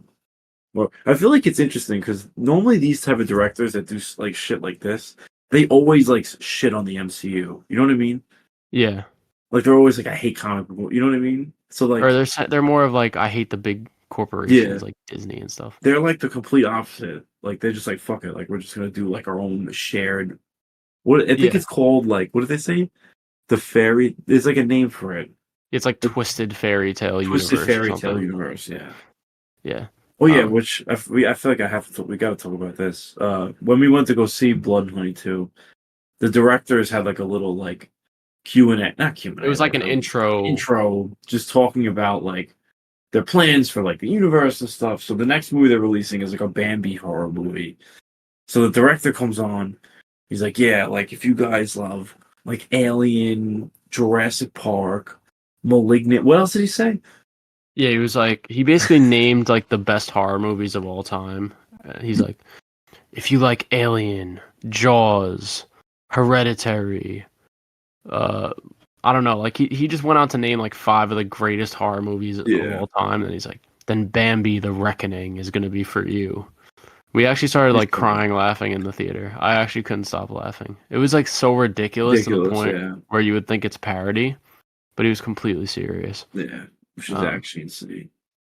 And I like this dumb stuff. I mean, the first Blood and Honey was really bad, but this one was actually kind of, it was funny. There was a lot of one-liners. Didn't take itself serious. The first one takes itself very seriously. This one doesn't. But like to sit there and compare your movie to Jaws, Alien, and Jurassic Park, and like with a straight face is insane. It's kind of crazy. Yeah, she was extremely narcissistic in my opinion. Yeah, but. Yeah, for Poohniverse though, like when I first saw this, they released like a poster too. It's a clear riff on the Avengers. Yeah, you could see like the logo of like where it says Poohniverse at the bottom. It looks like the Avengers symbol. Yeah, so when they announced that they were doing this, before I saw Blood and Honey 2, I was like, damn. Like they're just trying to like milk any possible money out of this public domain shit. But then after seeing the movie, hearing the filmmakers talk a little bit, about how fun it is to make the movies and how they want to tell a good story and all this, like I actually think it could be fun. It could be good. When Blood and Honey 2 ended, they showed this promo art kind of for the team up, and it was like Pooh riding on Bambi, like holding a severed head. Then next to him is like all the fairy tale monsters. It looked like so stupid, but also just like the perfect level of camp. Yeah. That I actually have interest in it. Yeah, so do I. I just, I don't know. We'll see. I'm sure it'll be interesting. Yeah. One thing that I really liked about that movie though too is how they made like each character in Pooh's like family was kind of a riff on another horror character. Both felt different too, which is cool. Like the owl was kind of like the Pinhead. Yeah. Pooh was like a Michael Myers or a Jason. Tigger was like Freddy. Piglet was like the Texas Chainsaw Massacre, like Leatherface. I thought that was cool because it made them all unique, and it was like it's like paying homage almost, or So, anyways, to the greats before them. Yeah. So yeah, we can move on from that. Some other news. Sounds funny. So yeah, so I usually like send the news in this Discord. So here's the first tweet, which is from March 19th, that says Aaron Taylor Johnson is rumored to have been offered the role of James Bond. Then the tweet from March 20th that I sent. Aaron Taylor Johnson has not been cast as James Bond. From Variety. So did they ever offer him, or he turned it down? I don't think they ever offered him. I think it was a false alarm. I think he would be a good James Bond, though. Yeah. I mean, I never really watched any of the Bond movies, so I couldn't really tell you. They look cool. Eventually, I'll get to them. Yeah. But yeah, so false alarm in case anyone thought he was cast as Bond. Let's see. Oh, the one trailer we actually did get, we forgot. What we were talking about at the beginning was Alien Romulus. Alien Romulus, which is directed by Fede Alvarez, who did the Evil Dead, right? Or yeah, I think it might just be called Evil Dead 2013. Or obviously 2013 isn't in the title, but that's that's like what it's known as. I think it's Evil Dead. I don't know if it's the Evil Dead, but it stars Kaylee Spaney in the lead, and it has a couple other up and coming like young actors and actresses. Yeah. What's her face? Who's Dora? That's in a lot of shit now. Oh, and she's in Hawk Girl. She's gonna be Hawk Girl. I'm sorry. What the fuck's her name? Isabella Merced. She's in the movie as well. The trailer looks very promising. It looks like super horror. Yeah. There's a lot of blood. It seems very creepy. It's not like an action-based movie. It doesn't seem like. Um, Apparently from early screenings, people were saying like Kaylee Spaney really is like a Ripley, which I'm really looking forward to because she's an actress that's very like new to the Yeah. scene. At least for me, she's new, and I really love like what I've seen her in so far. And it seems like she's getting cast in a lot of things. So What else is she in? she's gonna be in Civil War. She's in Priscilla, Oh, obviously. she plays Priscilla. Oh, is that actress? Yeah. Um, Let me see. Let me see what else she's in that I've seen because I can't think off the top of my head. Yeah, I've seen her in Vice. Um, Apparently she's in Pacific Rim Uprising, which I don't think I've seen. I haven't seen her in a long time. But yeah, she seems to be like, oh, let's see. It says her first major role was Pacific Rim Uprising, which was 2018. So she is Wow. pretty new. Um, but yeah, I'm glad that they're doing a horror approach. And I know Fede Alvarez also said he's using practical effects like wherever he could, which Yeah, which is I always, it's always a good thing to hear. yeah, So yeah. it makes me feel like it's. I feel like it's gonna. I like the idea that they're gonna be practical effect aliens and not like a CGI. Yeah, definitely, definitely. I'm in the same boat. All right, next up on our news mill is, according to Daniel RPK, Courtney Cox is locked in to return for Scream 7. Which I know last episode we talked a little bit about how Nev Campbell's coming back. Yeah. So now that I know Nev Campbell's back, Courtney Cox is coming back. We got the director, Kevin Williamson, who What is did he? Is that the? Is it the original director? he's the original No, it writer. was Wes Craven. I'm sorry, I'm an idiot. Yeah. And apparently Patrick Dempsey might come back. I'm actually like re-hyped for this movie. I I also wonder, saw like, somewhere that Melissa Barrera said like she's don't count her out to like eventually return as Sam Carpenter. But was she like I a feel lot like of? There's no way. I doubt it. yeah, Spyglass would have to like sell the rights. Yeah. But yeah, it's just a little thing I thought I'd mention though. This one maybe you want to talk about the next one. Are you following Uh. these with me or no? Yeah. Yeah. So All right, you could. this is also a rumor, so we can't really like verify. Obviously we don't know, but um, it's saying that Seth Rogen is apparently going to be writing and producing an R-rated Venom animated movie for Sony, which I think that's really, really a good idea.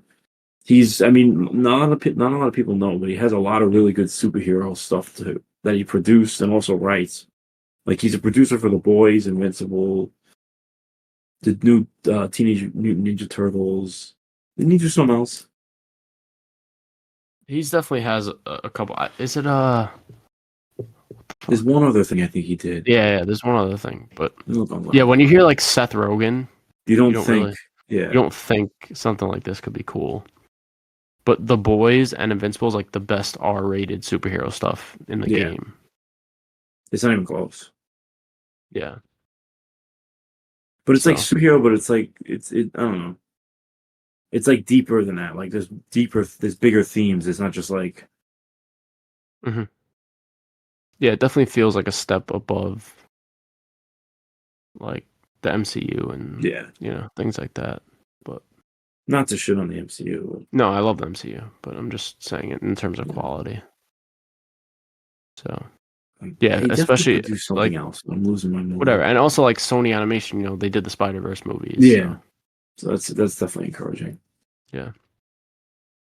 And then speaking of Marvel animated stuff, with the success of X-Men '97, apparently Which there are currently talks about exploring a Marvel '90s animated universe, which would bring back the likes of the Marvel Spider-Man animated series from the '90s, as well as the Fantastic Four series and the Iron Man series, which I'm honestly not familiar I haven't with really any of watched. them, The but only one I've watched is the X. But the X-Men show is like phenomenal. It's one of the best things that they've ever done. Marvel. It's the best animated thing they've done, I think. Yeah, I know it's like, it's really isn't it the good. highest rated MCU project ever? Yeah. It seems like it's like the animation is sick. Yeah, and the stories are like good. It's like really well written. Like you care about the characters. It's Yeah, also kind of easier because like everything's already established. So like they literally just pick off exactly where the show ended. yeah. So that that at least gives them an easier job. Hmm. I don't know how excited I would be for this, considering I'm not even watching X-Men 97 currently. I don't know why they have to do this. Like they could just make. I don't know. Like I would be excited for the Spider-Man one. Like that I'm excited for. But like I don't really think there's a need to make like another shared universe. Like let this just exist on its own. It's worked for that reason because it's on its own. So just leave it. If you want, you could now that like they own the rights to everything, they could have like other stories with Marvel characters happen on the X-Men show. But like I feel like there's no need to make other shows. Yeah, I Maybe agree. Spider-Man's the only one that like I can kind of see. Because that again is established and it ended like before it was actually finished with the show. Yeah, I agree with you. I think just seeing other heroes pop up in X-Men would be the best bet, Yeah, but we'll see 100%. what they do. I'm surprised with how popular X-Men 97 is, honestly. It's really good. I mean, you watched. I know you didn't really watch, but you've seen me have it on. Even LeBron was trying to watch it. Yes. Did you see that? He like tweeted like, "Yo, where can I watch X-Men '97?" It's like he's basically a billionaire. Doesn't know Yeah. how to get to Disney Plus. I saw something that because of the success of that they might like pivot to try to bring the X-Men into the MCU like a lot sooner. And for Avengers 5, make it an Avengers versus X-Men instead I of the Kang Dynasty. I wouldn't like that. I think that would be very stupid. I think that would be rushed as well. Yeah, I would. I agree. Like, there's a lot of cool stories that like have to do with the X-Men that they could explore in the future, but like with like in terms of crossing over with Marvel characters and stuff. But I feel like I'd rather them establish the X-Men first before having them do a major crossover. Yeah, no, I agree. And I feel like imagine they were like Avengers versus X-Men. People get so hyped, and then you look at the rosters and it's like Sam Wilson, Captain America, like She-Hulk, Shang-Chi. Like it's not like Iron Man, Captain America, Yeah. you know, No, I'm like not trying to discredit like those characters, but like I feel like the movies have just been so subpar. Like you're just not as invested.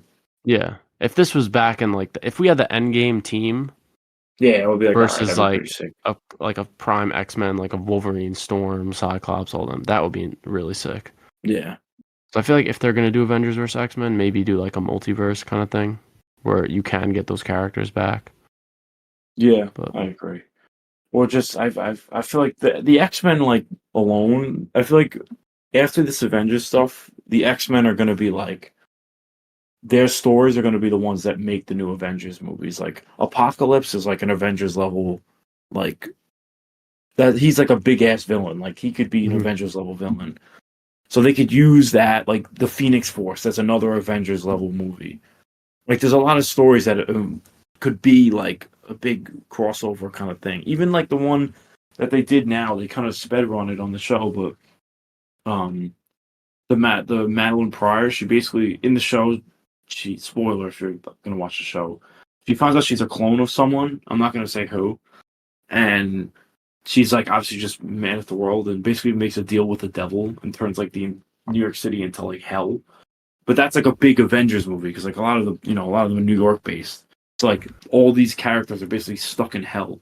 So it's another cool story they could do. Yeah.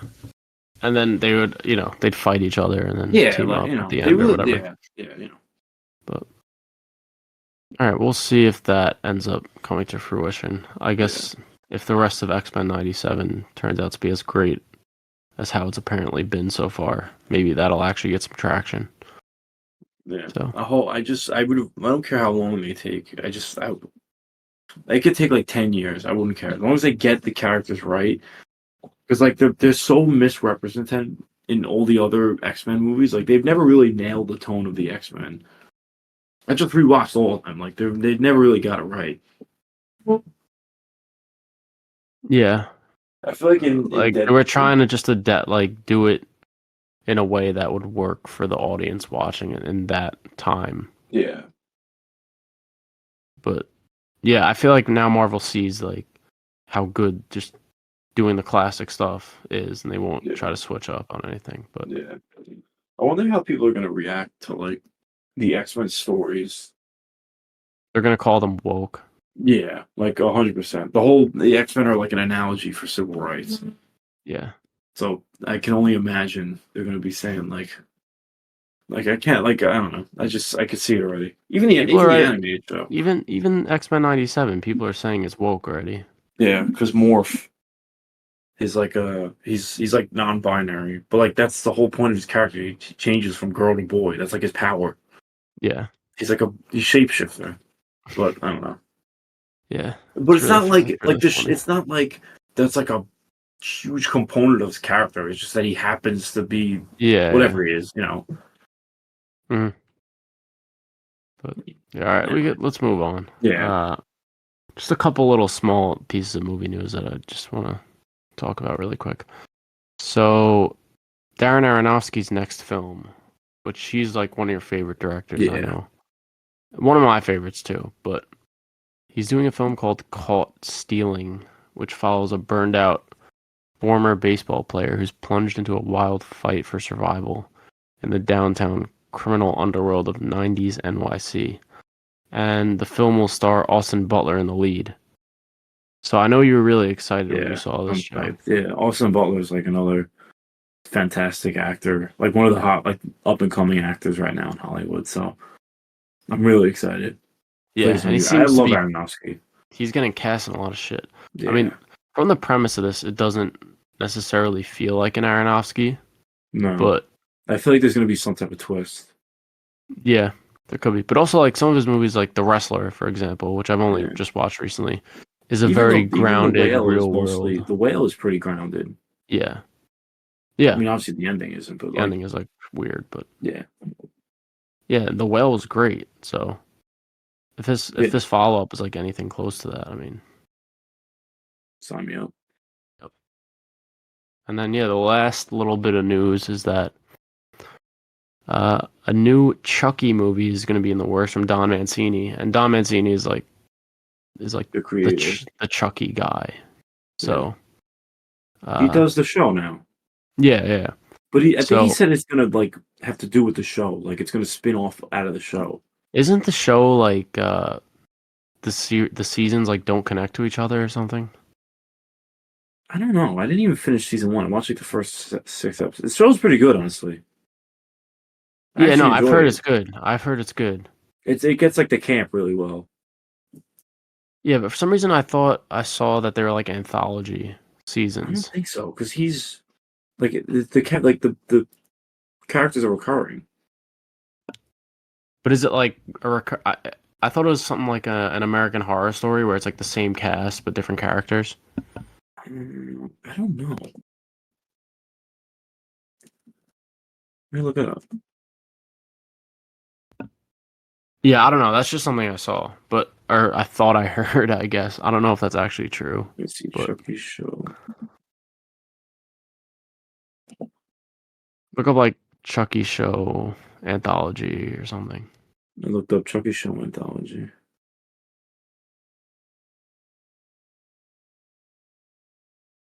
See if there's anything. I could have just made that up. It says it serves as a sequel to Cult of Chucky. Oh, it says the Chucky TV series was initially pitched as a seasonal anthology. So I guess it's not. That would kind of be cool, though. I actually kind of like that idea. Yeah, I thought it was that, where it's just like each season explores Chucky in like a different setting or something like that. But, all right. Yeah, I'm excited for that.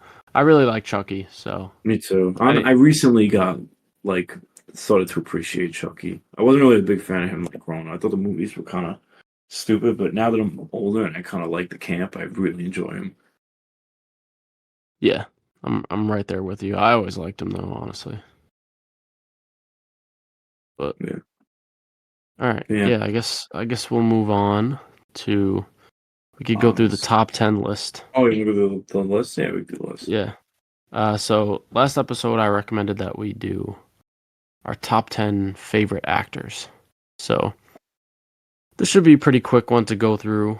And I just think it'll be fun to talk about because I don't really know a lot of your favorites. And it was fun to just like put this list together and think about who I really like It was honestly kind nowadays. of hard to make. I'm not gonna lie. Yeah, it was a bit difficult, but all right. So I guess my number 10, I'll start. And this is an actor who honestly he used to be higher up for me, but he's been dwindling, especially since this past year. And that's Bradley Cooper. Yeah. I think he's a very, very talented actor. And my favorite performance that I've seen him do is probably either La La Land or La La Land. Either A Star Is Born or Nightmare Alley from Guillermo. I just think he's a very versatile actor, and I feel like his role in A Star Is Born really shows that. He also does he's good in what the fuck's the movie? In War he's good Dogs. He in plays like he's good in Guardians too. Yeah, I was gonna say Guardians honestly is my favorite performance of his. Especially in Like he's Guardians really 3. good. Guardians He's 3 really good as Rocket. he's honestly better. I mean, I haven't seen Maestro, so I can't attest, but I've seen people say he's better in Guardians than he is in Maestro. I mean, I I didn't don't know really how love true that. Maestro. I didn't think he was that great in Maestro, to be honest.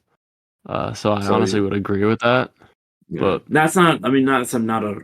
It's more of a like a compliment to how good no, but I Guardians is. like, yeah, and he's not just reserved for like those type of like Maestro movies. You know, Yeah, he's in like the Hangover trilogy. You yeah. know, He did. He's in War Dogs. He plays like the arms dealer. yeah, I've never seen that, but I'm sure he's good at it. Have Remember, you he never has seen that it? cameo. No, I've never seen War Yeah, Dogs. Silver Linings yeah. Playbook is another one that's like a classic of I haven't his. seen them. That's what Jennifer Like Lawrence, right? if you look at his filmography, like he has so many good roles and like a lot of classic Yeah. films, but just like recently, he's not really in the best. Why do people He's hate not him really now? doing. It's just because of like this Oscar shit. But like he He's just really is because he's a like great actor. It's because he was campaigning so hard for Maestro and shit. But he directed it too, right? hmm it was like a clear pull at like trying to get Oscar noms. Yeah, it was not. Yeah. Remember his cameo in Dungeons and Dragons too? Oh yeah, he played the midget Yeah, that dates what's her name's character. yeah, That's me. Yeah, like I honestly I would never expect him to do a movie like that. Like that was cool yeah. seeing him in that. That's why I feel like it's really hurting his reputation, like this Oscar year. But Yeah. anyways, yeah, you give your number 10. Uh, obviously not as talented, but my number 10 is Seth Rogen. Honestly, I just like I think he's really funny. I love him in Superbad. I think he also did he co-write Superbad? Or he wrote it. He may Uh, have wrote it. no, I think we've actually had this exact discussion before. I don't think he Right. did. I think there's another actor in the movie that like wrote That it. wrote it. Okay, man, I'm probably losing my mind. Let me Oh, maybe see. it was Jonah Hill wrote it. I'm gonna check for Anyway, you right now. Oh no, no, you're right. Seth Rogen is a producer and writer. yeah. So, but and Oh yeah, also, he doesn't really. I mean, he doesn't really do like kind of. I feel like it's more serious stuff. The only thing I'm kind of serious in is like the Fablemans, I guess. yeah, he was He good in The plays like that Fablemans. uncle. Did you watch The Fablemans or no? No, but I just know that like he was in it. Yeah, yeah. No, that's a But great movie though. You should watch that. He actually yeah, was good in that. but yeah, I think he's like people just associate him with comedy, and they kind of don't realize like he actually is a really good actor Mm, and I writer and disagree with producer you. as well. Oh man, I don't think he he's got a great actor. I think he's got his laugh and he has funny weed jokes and that's about it. I'm not a big fan of Seth Rogen.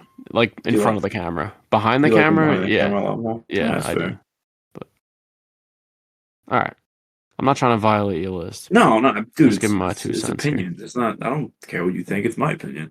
Yeah. All right. Number 9 for me was Jeremy Renner. who obviously the world probably knows as Hawkeye, but he is in a lot of very solid movies. Number one for me is Arrival. Obviously, it's my favorite movie of all time. Um, but he's also in American Hustle. He's really great in that. He's in Wind River. I don't know if you've seen that one. No. What's American Hustle? That's it's like a David O. Russell film that I don't know. I forget what the plot is, but it's just like it was known for having like an all-star cast. That also actually does have Bradley Cooper. It's like Christian Bale, Bradley Cooper, Amy Adams, Jeremy Renner, Jennifer Lawrence. Um, yeah, I think there's a couple others, but Jeremy Renner plays like a politician guy in that. Yeah. I think he's like the mayor of some town or something. I forget, but he's great in that. He's great in Wind River. The Hurt Locker that was nominated for Oscars. I think it won Best Picture actually. But yeah, I think he's a great actor, especially, and I also like that, he's ingrained in the MCU too, and he does a lot of like Marvel shit. Yeah. And yeah, I like when characters have like the range of like being able to do kind of more deep stuff like Arrival, where there's like this beautiful kind of movie like that, and then also do stupid shit like not stupid, but like MCU stuff. Yeah. So yeah, he's number 9. Also, he's like, I don't know if he seems like he's a great dude in general. You saw what happened to him like a year or two ago when he was trying to save his nephew from getting crushed by a snowplow and he like almost died. Really crazy. People don't like him for some reason. I think he does have allegations, not anything like sexual assault kind of thing. I'm pretty sure. I don't know if this is true. Just like a dick. I think he was just. I think he was a complete dick to his wife. Yeah, I think he like said he was gonna kill himself or something. I don't know. I don't want to like say too much. Yeah, I don't know the real story, but yeah. Anyway, go ahead with your number 9. My number 9 is J.K. Simmons. Which, that's a great pick. Yeah, probably my 2 favorite roles for him are obviously my favorite is probably Whiplash, and he's good in La La Land, and he's also is very good as a voice actor too. Like he plays Omni-Man in Invincible. He has another. He plays. Doesn't he voice someone in Avatar? Yeah, he's in the Avatar sequel series Korra. He voices one of Avatar's sons. I think his name Tenzin. Yeah, but yeah, he even does. He does like silly stuff. Like he was in. What was that movie with? He's J. Jonah Jameson also. Yeah, J. Jonah Jameson. He was Commissioner Gordon. What's that movie? He plays like Santa in it. He's like. Oh, it didn't come out yet. No. It's like an animated movie. Maybe he doesn't play Santa. He plays one of the characters in it. It's like with Jack Frost. I don't know. No, because he's in this. He's in that movie Red One. With the Rock, right? Yeah, and he plays Santa. Yeah, but yeah, no, that's a great pick. I love J.K. Simmons. He didn't quite make my list though. Yeah. All right, yeah. So I'll give my number 8. I have Willem Dafoe, who I think he's like pretty universally loved. Yeah, I didn't even think about him. Damn. Great villain, Green Goblin, and he also does like more, I guess grounded movies. I don't know if you've ever seen The Florida Project. He's great as the lead in that. Is that the one with like the girl that's like living in? They live right by Disney. Yeah. It's like this family who it's kind of like I thought it was like a documentary kind of thing. No, it's not. It seems like it's like very realistic to the point where it seems like a documentary. But yeah, his filmography is like insane. Yeah. If you what's his role in that movie? He's like the lead guy. He runs this motel that they're staying at. Oh, I thought like it followed like that. I thought it followed like that girl, like the girl with her daughter.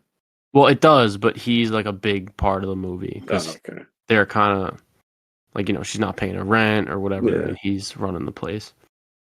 It's like a no, he's a nice guy, but his roles are insane. He's played the Green Goblin. He's played Jesus.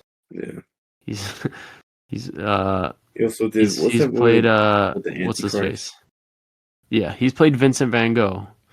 Yeah, Antichrist is an insane movie. Yeah. But he's worked with Lars von Trier. He's worked with Scorsese. I think he's like one of the most loved and well respected actors working today. He's just in Poor Things with Yeah. Yorgos. He's in Kinds of Kindness coming out this year. He's gonna be in Nosferatu. He stays Oh working, yeah. which I love. And he's His just his such a did you hear he's about his character in Nosferatu? apparently he's playing a crazy person. I don't He's like a know. crazy vampire hunter. But you see the picture of him? Yeah, I did. I did. It's like that as him in like this kind of like gothic outfit with like a lantern like screaming and there's like a million rats around him. It just looks like it's like gonna be so much fun. Yeah. That's my But most anticipated for this year. yeah, it's up there for me as well. So yeah, Willems, he's my number 8 on my list though. Yeah, So he's not even. I love him a lot, but he ain't top 5. I'll say that. fair, fair.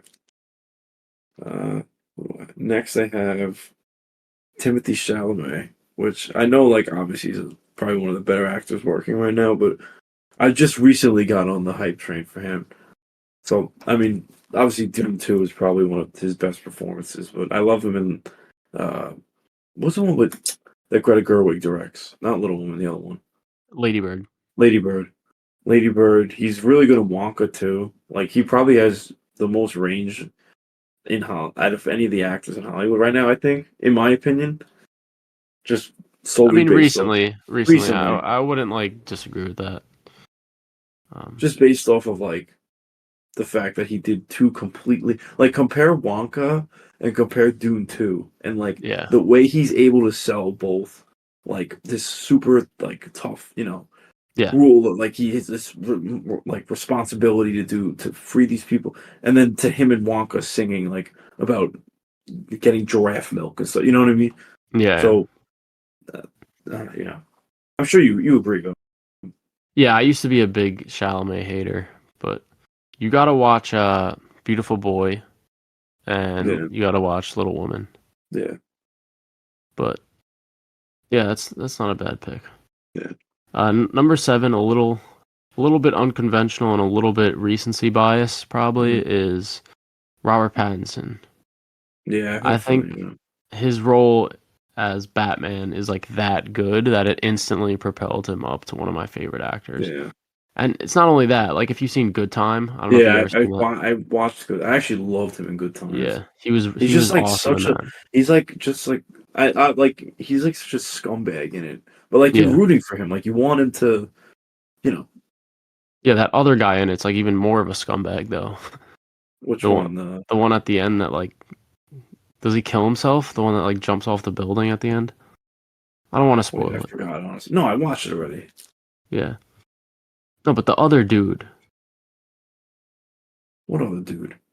he's if you look at the cast, his name is Ray in the Let me movie. see. I don't know if you'll recognize him. What's the movie called again? Good Time. Good Time. Yeah, he's good in good Tenet. I don't know if you've seen that, Christopher Nolan. He's really good in that. The Lighthouse, obviously. Yeah. And then Oh, I forgot about the Lighthouse. I was hyped for Mickey 17, but that's delayed. Yeah. So Oh, like the amusement park worker dude. yeah. Oh yeah, that guy was a fucking asshole. Yeah, what the fuck? There's something with Sprite in the movie, right? I don't. Oh I've yeah, they seen it. put he's trying to get money, so he like he's trying to sell him LSD, and he puts the LSD in the Sprite. And then when he Um, like he not when he knocks him out, he pours the LSD all over him, so the cops think that like he just was tripping out. mm. Yeah, I haven't seen that movie in a while, Yeah, I watched it when I went to Japan on my flight. but yeah, I feel like also The Boy and the Heron. He was just in. Yeah, I didn't see that yet. You watched it? I didn't watch the English version, Uh, but I know I'm just pointing it yeah, out that he but I was in heard it. like his he's like he's unrecognizable in it, like Yeah, his no, voice. I saw like his voice in the trailers because he plays the Heron. Yeah, Like it doesn't sound like he actually went hard on it. I mean, it won an Oscar. Yeah, but yeah, and also obviously Edward Cullen, not great he not only are those movies not great, but he's also not great in those movies. I haven't really watched them. You see, it's gonna be they're doing an animated remake. I mean, so be it, bro. They'll bring it back. All right, yeah. So he was what, number 7?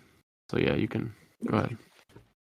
So for number 6, I had Mark Ruffalo, which I know he's one of probably your favorite actors working right now.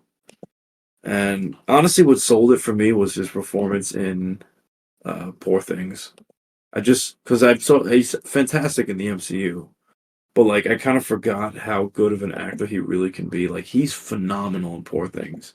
Yeah, I think it's his he. best. You think it's his best performance? I think so. Yeah, I think Yeah, he's. I mean, I honestly think he was better than RDJ this year, but I get why it's close. It's RDJ close. won. Yeah, Yeah, but no, he's in. He also has like a bunch of other great roles, like Zodiac.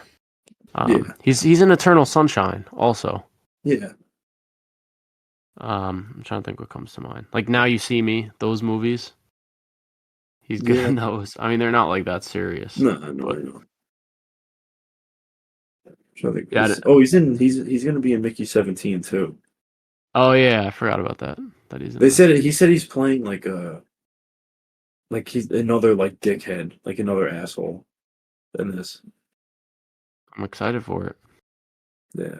Yeah, he's I actually that not movie on my I'm list, surprisingly. But that movie I'm honestly like really excited for. Just 'cause I know like so little about it. yeah, And the same. cast is really good. Hmm. Steven Yeun's in it too. Yeah. All right. Yeah. Number 6 for me, I got Hugh Jackman. Oh, that's Mainly hard. because of Wolverine stuff, Yeah. obviously. But even in his non-Wolverine stuff, like Prisoners, he's Yeah, he was insane. big He's in so good Prisoners, in yeah. that. The Prestige, I don't know if you ever seen I that. haven't seen it. And then like he's able to switch it up and stuff like The Greatest Showman. I don't know if you've seen. Yeah. He's like a big Broadway dude. He's always on Broadway. Yeah, and like he's in Les Mis. Yeah. His best role though is movie 43. I didn't even know he was in that. Did you, bro? You I've never definitely have seen you that seen movie. that movie, I know it's like a bro? mad retard. I've seen clips No, and it's stuff. actually like the worst movie ever made. It might be, Really? but his character in the movie is just like he goes on a date with a girl and like he just has like a ball sack like hanging from his throat Wait, I and feel like I've seen that. that's it. That's the only joke. It's mad funny. No, yeah, That's obviously it's like not isn't it? It's a bunch of clips, right? It's like yeah, different. yeah, it's like a bunch of shorts. Yeah, I remember seeing that. Like, and like he isn't he like eating something and like something gets on it. Yeah, yeah. And like no one notices it. No one's Yeah, saying anything about it. That's honestly probably the best part of that movie. That's like probably the funniest bit in that yeah. movie. He's But like mad handsome. It's just yeah, fucking. it's like insane that he actually did that. But I forgot about. I saw that online. I forgot about that. yeah, he's also in what's it called? Flushed Away. Oh He yeah, plays he the plays the lead. lead in that, right? Yeah. Yeah. Also, And Van he's Helsing. A lot of movies from our oh childhood, yeah, like Van Van Helsing. Helsing, He Wolverine. was actually sick of it. I love Van Helsing. Yeah. So yeah, Mm, I'm really excited for Deadpool Deadpool. 3. Yeah, I'm excited that he's gonna be in the actual like Wolverine costume. Hmm. So that'll be cool. But next I had what is this, 5, 6? 6. 6 I had Ryan Gosling, which my favorite performance by him is La La Land. La La Land is like one of my favorite movies ever, and I love he's really good in La La Land, and I like how he can do. He's another actor with really really good range. He did that. He did Barbie, which is like super fun, and he does like Blade Runner 2049, which is like he's a super serious and stoic character. So like I like he has another actor with really good range. Yeah, I like his comedic stuff. I think a lot better. But Yeah, I agree. Like he's better in Barbie and La La Land than he is in Blade Runner, in my opinion. yeah, and like The Nice Guys. I don't know if you've Yeah, heard of no, I've that. seen Nice Guys. Oh, Yeah, you've seen it. the Yeah. Nice Guys, mad funny. Yeah, Hmm. All right, so I guess we'll get into the top 5. yeah. So number 5 for me is, and I'm not just hopping on this train, but I got Barry Keoghan. And I know obviously he's big now, but I've always loved him Yeah, from no, like I can years attest ago. for that. Um, he's just such a talented little Irish dude. Like every movie that I've seen that he's in, he just like elevates it that much. My favorite Yeah. movie of his is probably American Animals. I don't know if you No, I watched that haven't one, seen that. Joe. That's the one about they rob a bank, right? Or Well, no, they they like rob a museum, right? Or they something. steal like a piece of art from a Yeah, that's it. university. Yeah. It's like something like that. But I think the first movie I saw him in was Killing of a Sacred Deer, and like you could just tell, like Yeah, yeah. I You was like, we who bought is we this didn't kid? we talk about that movie?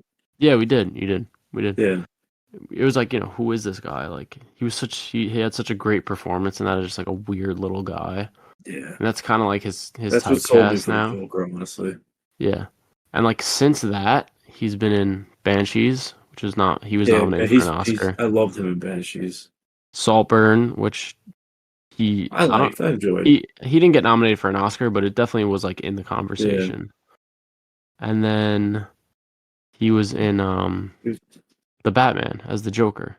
yeah. He also And was in that's obvious. Eternals. Yeah.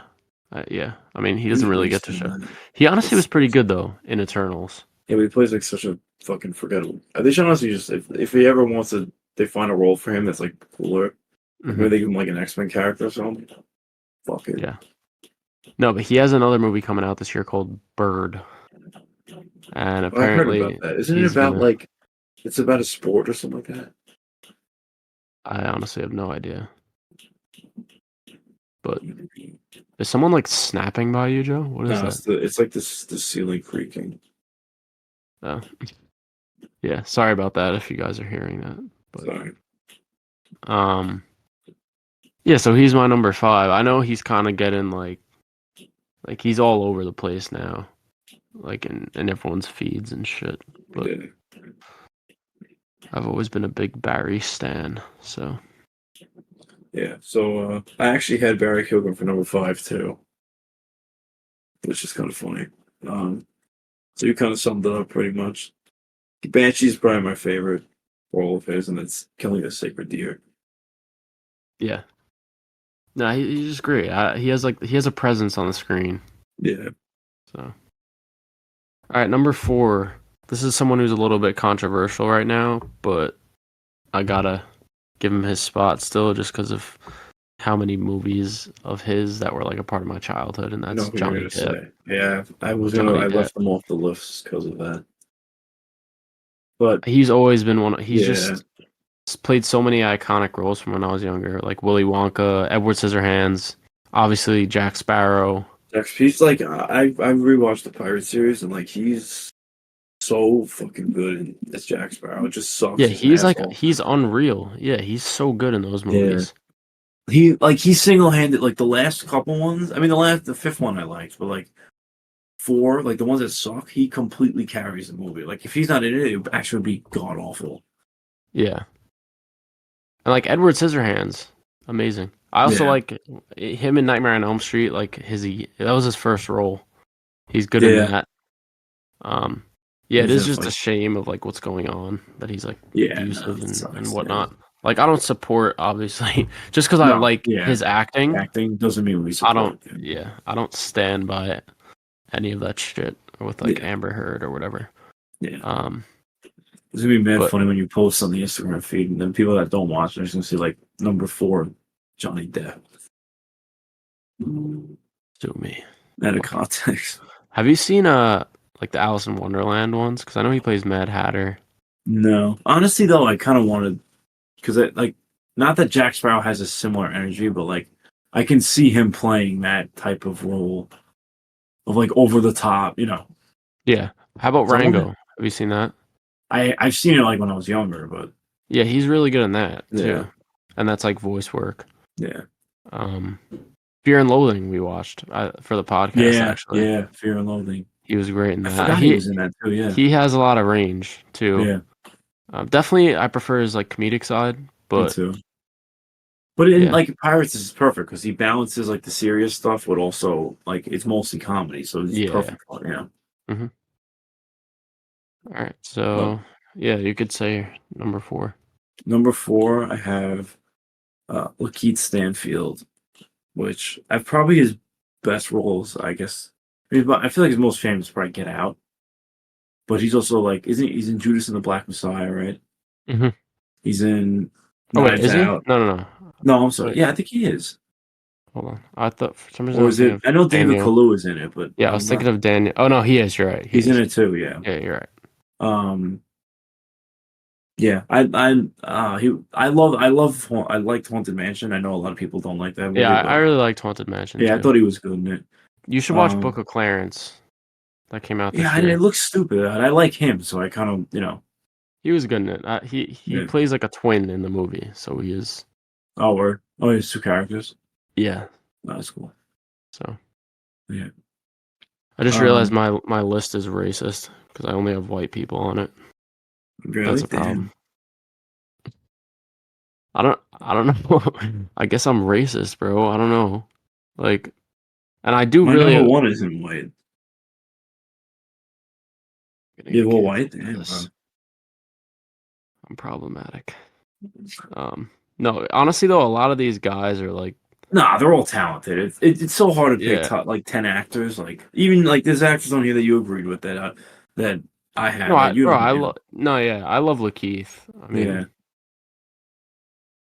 he honestly is one of my favorites. But there's yeah. so many actors No, working like yeah. to It's like narrow it yeah, down to 10. yeah. Anyways, I don't know if you had anything else you want to say about him. No, yeah, very But talented. number 3 for me is another actor known for their comedy. That is Jim Carrey. This is another Yeah, one that from my childhood just played so many iconic roles. Dumb and Dumber, Ace Ventura. Ace Ventura yeah, was like one of my first like comedy films that I really loved as a kid. The Grinch, obviously, he's known for, but then his comedy is just as good as his serious stuff. yeah. I feel like someone that doesn't really like people would think this is like a surface level pick, but he actually has like a lot of range. Yeah, like if you ever watch The Truman Show or especially Eternal Sunshine, Yeah, he's like a complete 180 from any character he plays. He's an introvert, very like kind of lonely and yeah. sad Sad. character, and he still is great. He's not in too much nowadays because it seems like he kind of went insane a little bit, but he's in the Sonic movies. Yeah, which is He's fun. returning Apparently he for the. got cast. He's cast in the MCU. I saw that somewhere, I saw that he was like in the running to play MODOK. which I would have preferred. That would have been That would sick. have been cool, yeah. Yeah, But yeah, I think he's very underrated just because of like how much he's known for his comedic stuff, which yeah. is great. Oh yeah, like the Grinch. Who's great in the Grinch. Yeah, like Dumb and Dumber, Bruce Almighty, The Ace Riddler. He even Ventura. had his. I mean, say what you want about that Batman movie, but his version of the Riddler is definitely fun. Yeah, he had a good time. Yeah. He was also in a series of unfortunate events. That was another one from my childhood that I Oh remember yeah. him. Count Olaf. Yeah. Um, so Yeah. yeah. All right, we So could get into your top 3. so for number three, I have Javier Bardem, which I think he's like definitely one of like probably now like one of the best actors in Hollywood. I think he just has so many good titles to his name. Like first of all, No Country for Old Men is well, that's probably his like the most famous one. Hmm. Skyfall. I know I haven't seen those, but I heard that his villain is very good. The Dune series. My personal favorite role of him is Mother, but yeah, Yeah, Javier is great. I had a feeling actually. Now that you say it, it makes sense why he's so high up for you. yeah. He's in a lot of my favorite movies. All right, Even good. Pirates. He's sick in Pirates. Yeah, he's a good villain in that movie. Yeah, I like him better as a villain, honestly. Yeah. I mean, that's No, it's honestly honestly what he crazy. plays best. Yeah. So far, yeah, we only have one crossover Which on one? our list, Dune. which is Dune. Barry. No, Oh, we yeah, you're only right. have I think about like a one. movie I'm saying. wise. I don't know, Mm. but I mean, like it's not like we don't like the other ad. The only one that you said that you didn't yeah, really like was Seth Rogen. That was it. yeah. But. All right, yeah. Let's get to our Yeah, top top 2. two. So number 2 for me is Jake Gyllenhaal. So I know all the Swifties are gonna get tight at me for that one, but Another great um, pick. I think he is one of the best actors working today. He has so many great films Yeah. and such range, such a great actor. Nightcrawler, I think, is probably his best performance, but a lot of people probably know him from either Brokeback Mountain or Prisoners, or Yeah. honestly, maybe even Donnie Darko. That like when he was younger. Yeah, when he was younger. Probably Prisoner. Prisoner is what I know him for. Yeah, but most recently he was in Roadhouse, which Yeah. he was fun in that. But he's another He's in one. You the know, he was in the MCU. Iron Man, yeah. Took his He's paycheck. he even said he would play Batman. Yeah, and he has a lot of range. You've seen him in Okja, right? That like goofy. Yeah, he plays like a dweeb. He's like that like dweeby Yeah, well, who did he even play? He's like he's like a he's like a vet or like something. he's some Remember? type of animal person. Yeah, I forgot that he was in that. but Doesn't he play a twin or that? No, that's somebody else in it. yeah, no, I don't know that. But yeah, I don't really know what to say about him besides that he's just Yeah, in great movies that I That'll speak love. for himself. Yeah. So yeah, Yeah. So for my number 2, this might be a little like controversial, but I have David Kaluuya. Daniel. That Daniel, I'm sorry. Did I say his last name right? Kaluuya? I think it's Kaluuya. I think Kaluuya. So Daniel Kal. Oh fuck! I don't want to get it wrong. it's Daniel Kaluuya. I think. Kaluuya. All right. Hmm. But I mean, man, I feel like this is another one where you see why I like him so much. I love like Jordan Peele is one of my favorite directors, so naturally, like he's in a lot of my favorite horror movies. I mean, he's even great in. I thought he was really good in Spider-Verse. Yeah, I actually loved him in the first Spider-Verse. time I saw him was actually in Black Mirror. I don't know if you've watched Yeah, that show. yes, actually, I did see that episode. I, It's the one where like they're in the society with like, the yeah, he's like running to get points and points. stuff, and then Yeah, yeah, he freaks out at the end. yeah. Um, Yeah, that was another good one. I forgot about that. yeah, no, he's really good. Yeah. I really enjoy his stuff. Trying to see what he's been I in. did actually like enjoy his character in Spider-Verse. Yeah, I mean it's only voice work, but still. Yeah. I feel like he's probably best known for Get Out.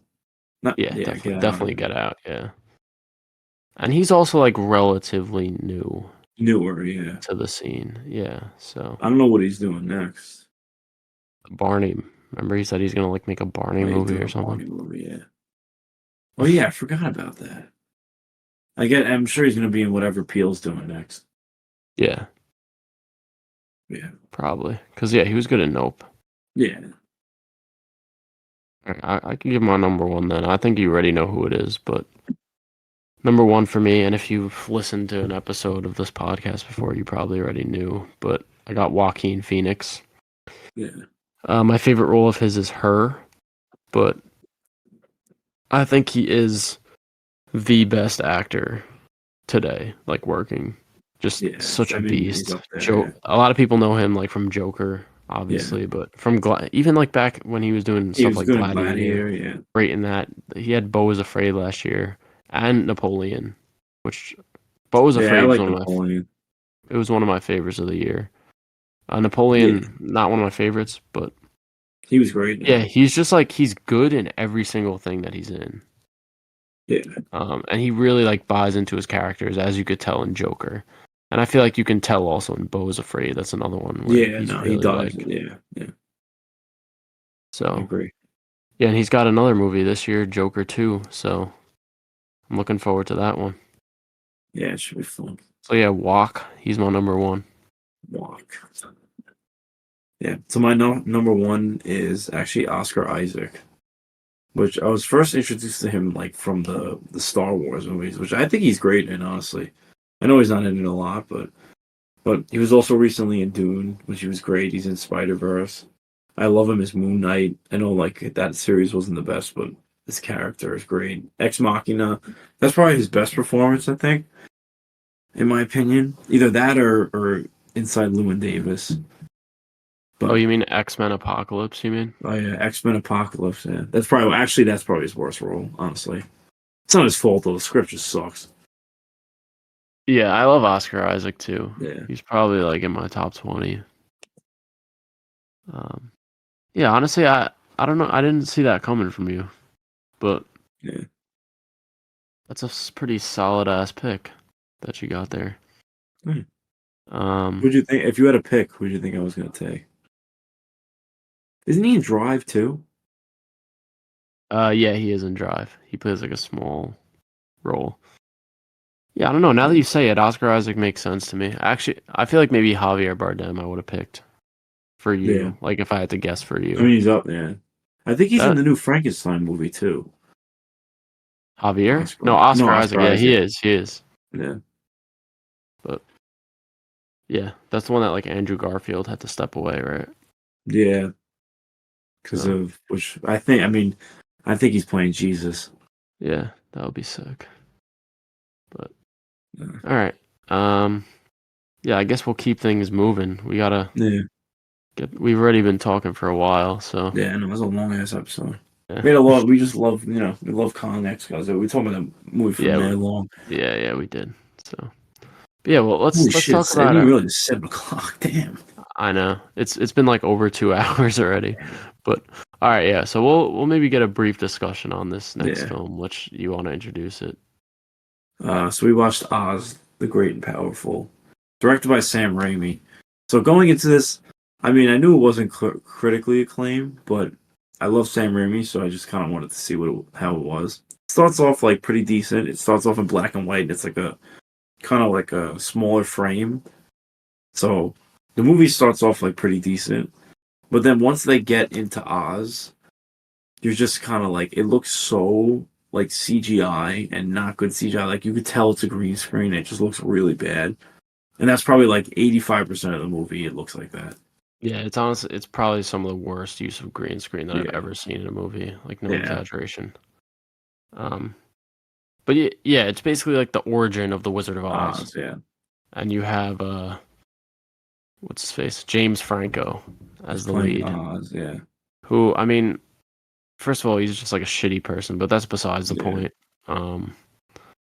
I don't really know if he was great as Oz. I I just think his character, like him and the way he played his character, like is he supposed to be the protagonist? I just like wasn't rooting for him the entire time. He's like a dickhead. Like he's I not. was like I was hoping he would fail. Yeah, Like the movie starts, he as soon as he's a con man, first of yeah. all. Like I He's a did like magician. yeah, I'll just say it straight out of the gate. Like my favorite scene is the scenes in the beginning in the black and Yeah, white. yeah, That or I actually really did like when the like Wicked Witch transformation when it was like shot in the shadow. yeah. I don't know if you That remember was that pretty scene. cool. But Actually, also the scene with the when the monkeys go to like they think they're attacking the people. They just start ripping them to shreds. But it's like yeah. actually that's pretty cool. But yeah, no, anyways, I Other than really that, like yeah, that's not that really. that intro black and white stuff. Um it looked really good. Like it looked old timey and it looked kind of how the original Wizard of Oz looked, and I was like, damn, this is really cool. Yeah, And I was like, oh, they're kind of sticking to, an old school kind of look. This is cool. And then it goes to Emerald City, and it's instantly just like a CGI mess. It looked yeah. it was terrible. It was really bad. I think this is Raimi's worst movie, pretty No, he didn't easily. make after this. He didn't. The next thing he did was Doctor Strange. Yeah. You could, and this is also it feels the least like a Raimi movie. Like there's bits and pieces of Yeah, the sort of like Sam Raimiisms that are just, like the quick zooms on the characters' faces when they're like they have reactions, things like yeah, that. The how like brutal the monkeys are and how like villainous and yeah. Like horrific when he they was look. in the like tornado thingy, like in the Yeah, wood shot through the basket like that. You could tell that was like a Raimi type of thing. yeah, that like slapstick kind of stuff. Yeah, But it feels like suppressed. yeah, Like if you think Multiverse of Madness felt suppressed, like this is even worse. yeah. You could tell there was a lot of like studio intervention in the movie. Hmm And no, it felt like a product, honestly, like Yeah, Ghostbusters. yeah. I like Mila Kunis, but I think she was really bad Way in this. overact. She was overacting in it. Yeah, It was like especially glaring. when she was just Theodora, I think she was bad. And then when she became like the Wicked Witch, she was It just was worse. overacting just Yeah. insanely. Um, but yeah, so to talk a little bit about like the plot, I guess. So there's it's kind of the similar to the original Wizard of Oz. There's a tornado and it goes from black and white to color. He gets like sucked into Osworld, or whatever the fuck it's called. The Emerald Oz. City, Oz, whatever. Um, he pulls up, meets Theodora, and then just like instantly just wants to fuck her. Like doesn't he just is doing his con Yeah. tricks and then ends up like smooching her or whatever. She falls in love instantly somehow. And then he ends up like breaking her heart and then she Yeah. becomes evil and tries to kill him. His character is just like a bumbling idiot. Like I Yeah. kind of when I saw like Oz, like the title Oz the Great and Powerful, directed by Sam Raimi, I kind of expected it to take itself a little bit more seriously than it did. Yeah. Like the main character is not serious at all. The film itself is not really serious. Yeah. He's dead as just like a. He's a fucking idiot the whole movie. Yeah. It just I don't know. This is another one where the movie just felt like a product to me. It Yeah, just I agree. there's like Felt no like a lot of studio substance. It like was just intervention.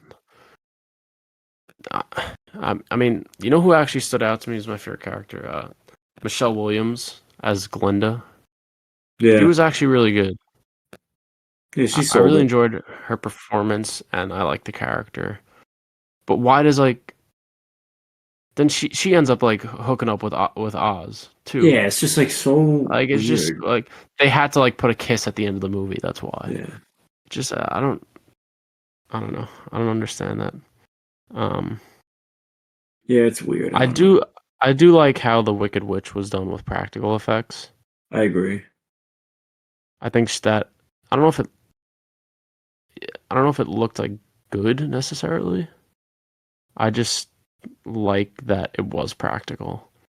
I Yeah, think it that's fair. looked like as good as the original, which isn't Yeah. saying much because that was made like whenever. But Come on, I whatever. like I don't know if you noticed this, but I liked how the witch sort of moved around the scene, around the screen. She kind of like slides and floats Yeah. around. I enjoyed that. Like she doesn't Um, really feel like it's definitely like different. She stands out from all the characters. yeah. Um, but yeah, I mean, the movie's just forgettable to me. Yeah. Like I'm trying to think back, I can't even think of Yeah, any it's notable like story beats or anything yeah. that really even happens. Like she turns evil and then she gets defeated. And that's really it. And the ending is so cliche, where it's like, "Oh, I have a gift for all of you guys," and he's like, "We're gonna be It's a just like team him now." being a dickhead. It's just like him conning them, literally. He's like, "I give you the gift of friendship." It's Yeah, like it's so just like dude. stupid.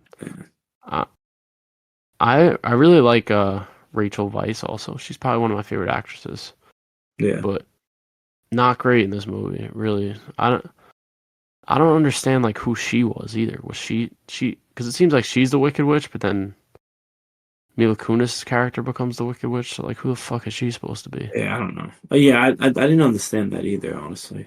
Did she die? I don't remember. I think it's like implied that she dies, but I could be wrong. Because I don't remember seeing her in like, because it's supposed to be a prequel to The Wizard of Oz.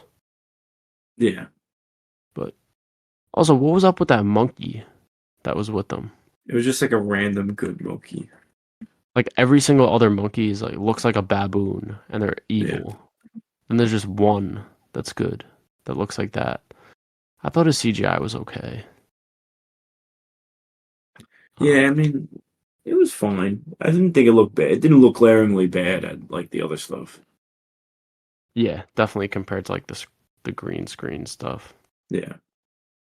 So I'm just curious, like, what made you want to recommend like this? Like, what about it was interesting? Just the Raimi Raimi, just direction? Raimi, yeah. And it was like I was interested to see how he was gonna. I thought it was gonna be more of like a Wizard of Oz story, like something set in the world, kind of. Yeah, I thought it was gonna be like his take on the story.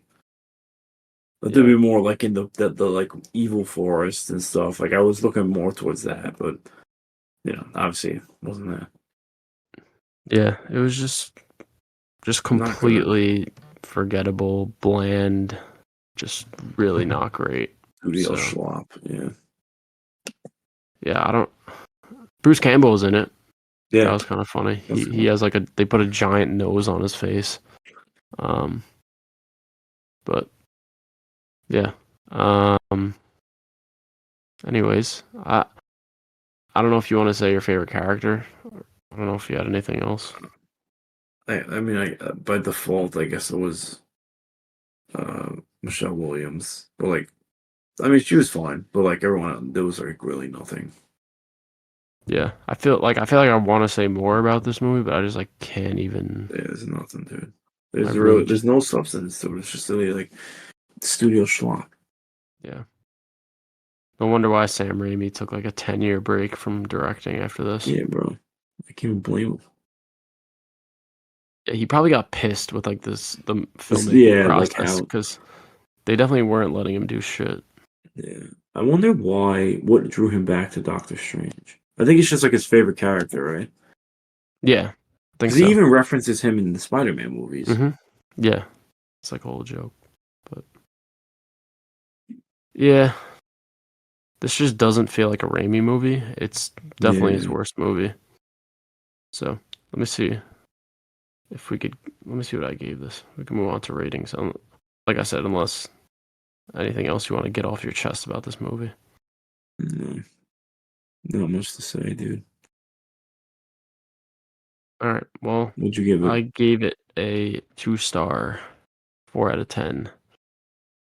Now that I've been talking about it, I feel like maybe it should be a little lower, but Yeah, I was actually. Yeah, well, it's just like it's just it's not even fine. It's like worse than fine, but it's yeah, just like there are some aspects that are cool. Like a lot of the camera work is decent. Like when Sam Raimi gets the freedom to do what he wants.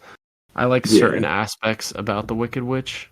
I like her transformation scene. I like how she's shot in some of the scenes. But there's just not enough of that Raimi stuff. Like if there I was agree. no Raimi stuff, this would be like a 1 star. But Yeah, those little like tidbits that are he in was. I there. mean, like, he's literally was the only reason why I wanted to watch the movie. Like, what? Yeah. Nothing about like the actors or anything like that really got me to want to see it. hmm All right. Well, yeah, that was a pretty quick discussion on it, but it's Yeah, just like there's no substance at all. yeah, Like there's it's just nothing.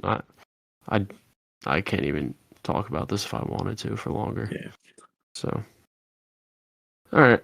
Well, I guess That'll that'll wrap do up. it. I just want Well, to quickly see. We got one question really quick. We might as well just get it oh over with. damn. And it is from. Let me find it. Hold on a second. Hold on 1 second. So it's from at Rob Imp, who's thanks Rob for asking us a question. And he says, "What is your ranking of the MonsterVerse?" Oh, actually, I That's just a did pretty it. good Actually, question. Off the top of my head, I'll probably say last place is probably like Godzilla, then King of the Monsters, then Kong, then Godzilla versus Kong, then Godzilla X Kong. That's probably where I'd put it. fair. Mine's probably Godzilla, King of the Monsters, was last. Then Godzilla. Then probably Skull Island. Then Kong versus Godzilla. Then Godzilla. Oh no, Godzilla versus Kong is second. Then Godzilla X Kong is first for the Yeah, MonsterVerse. yeah. It's at least good that this newest one is the best so far. Yeah, So, yeah. um, all right. Well, yeah, that's it. Thanks, Rob, for the question. So yeah, before we wrap things up, I'll recommend my movie for the next episode. Yeah.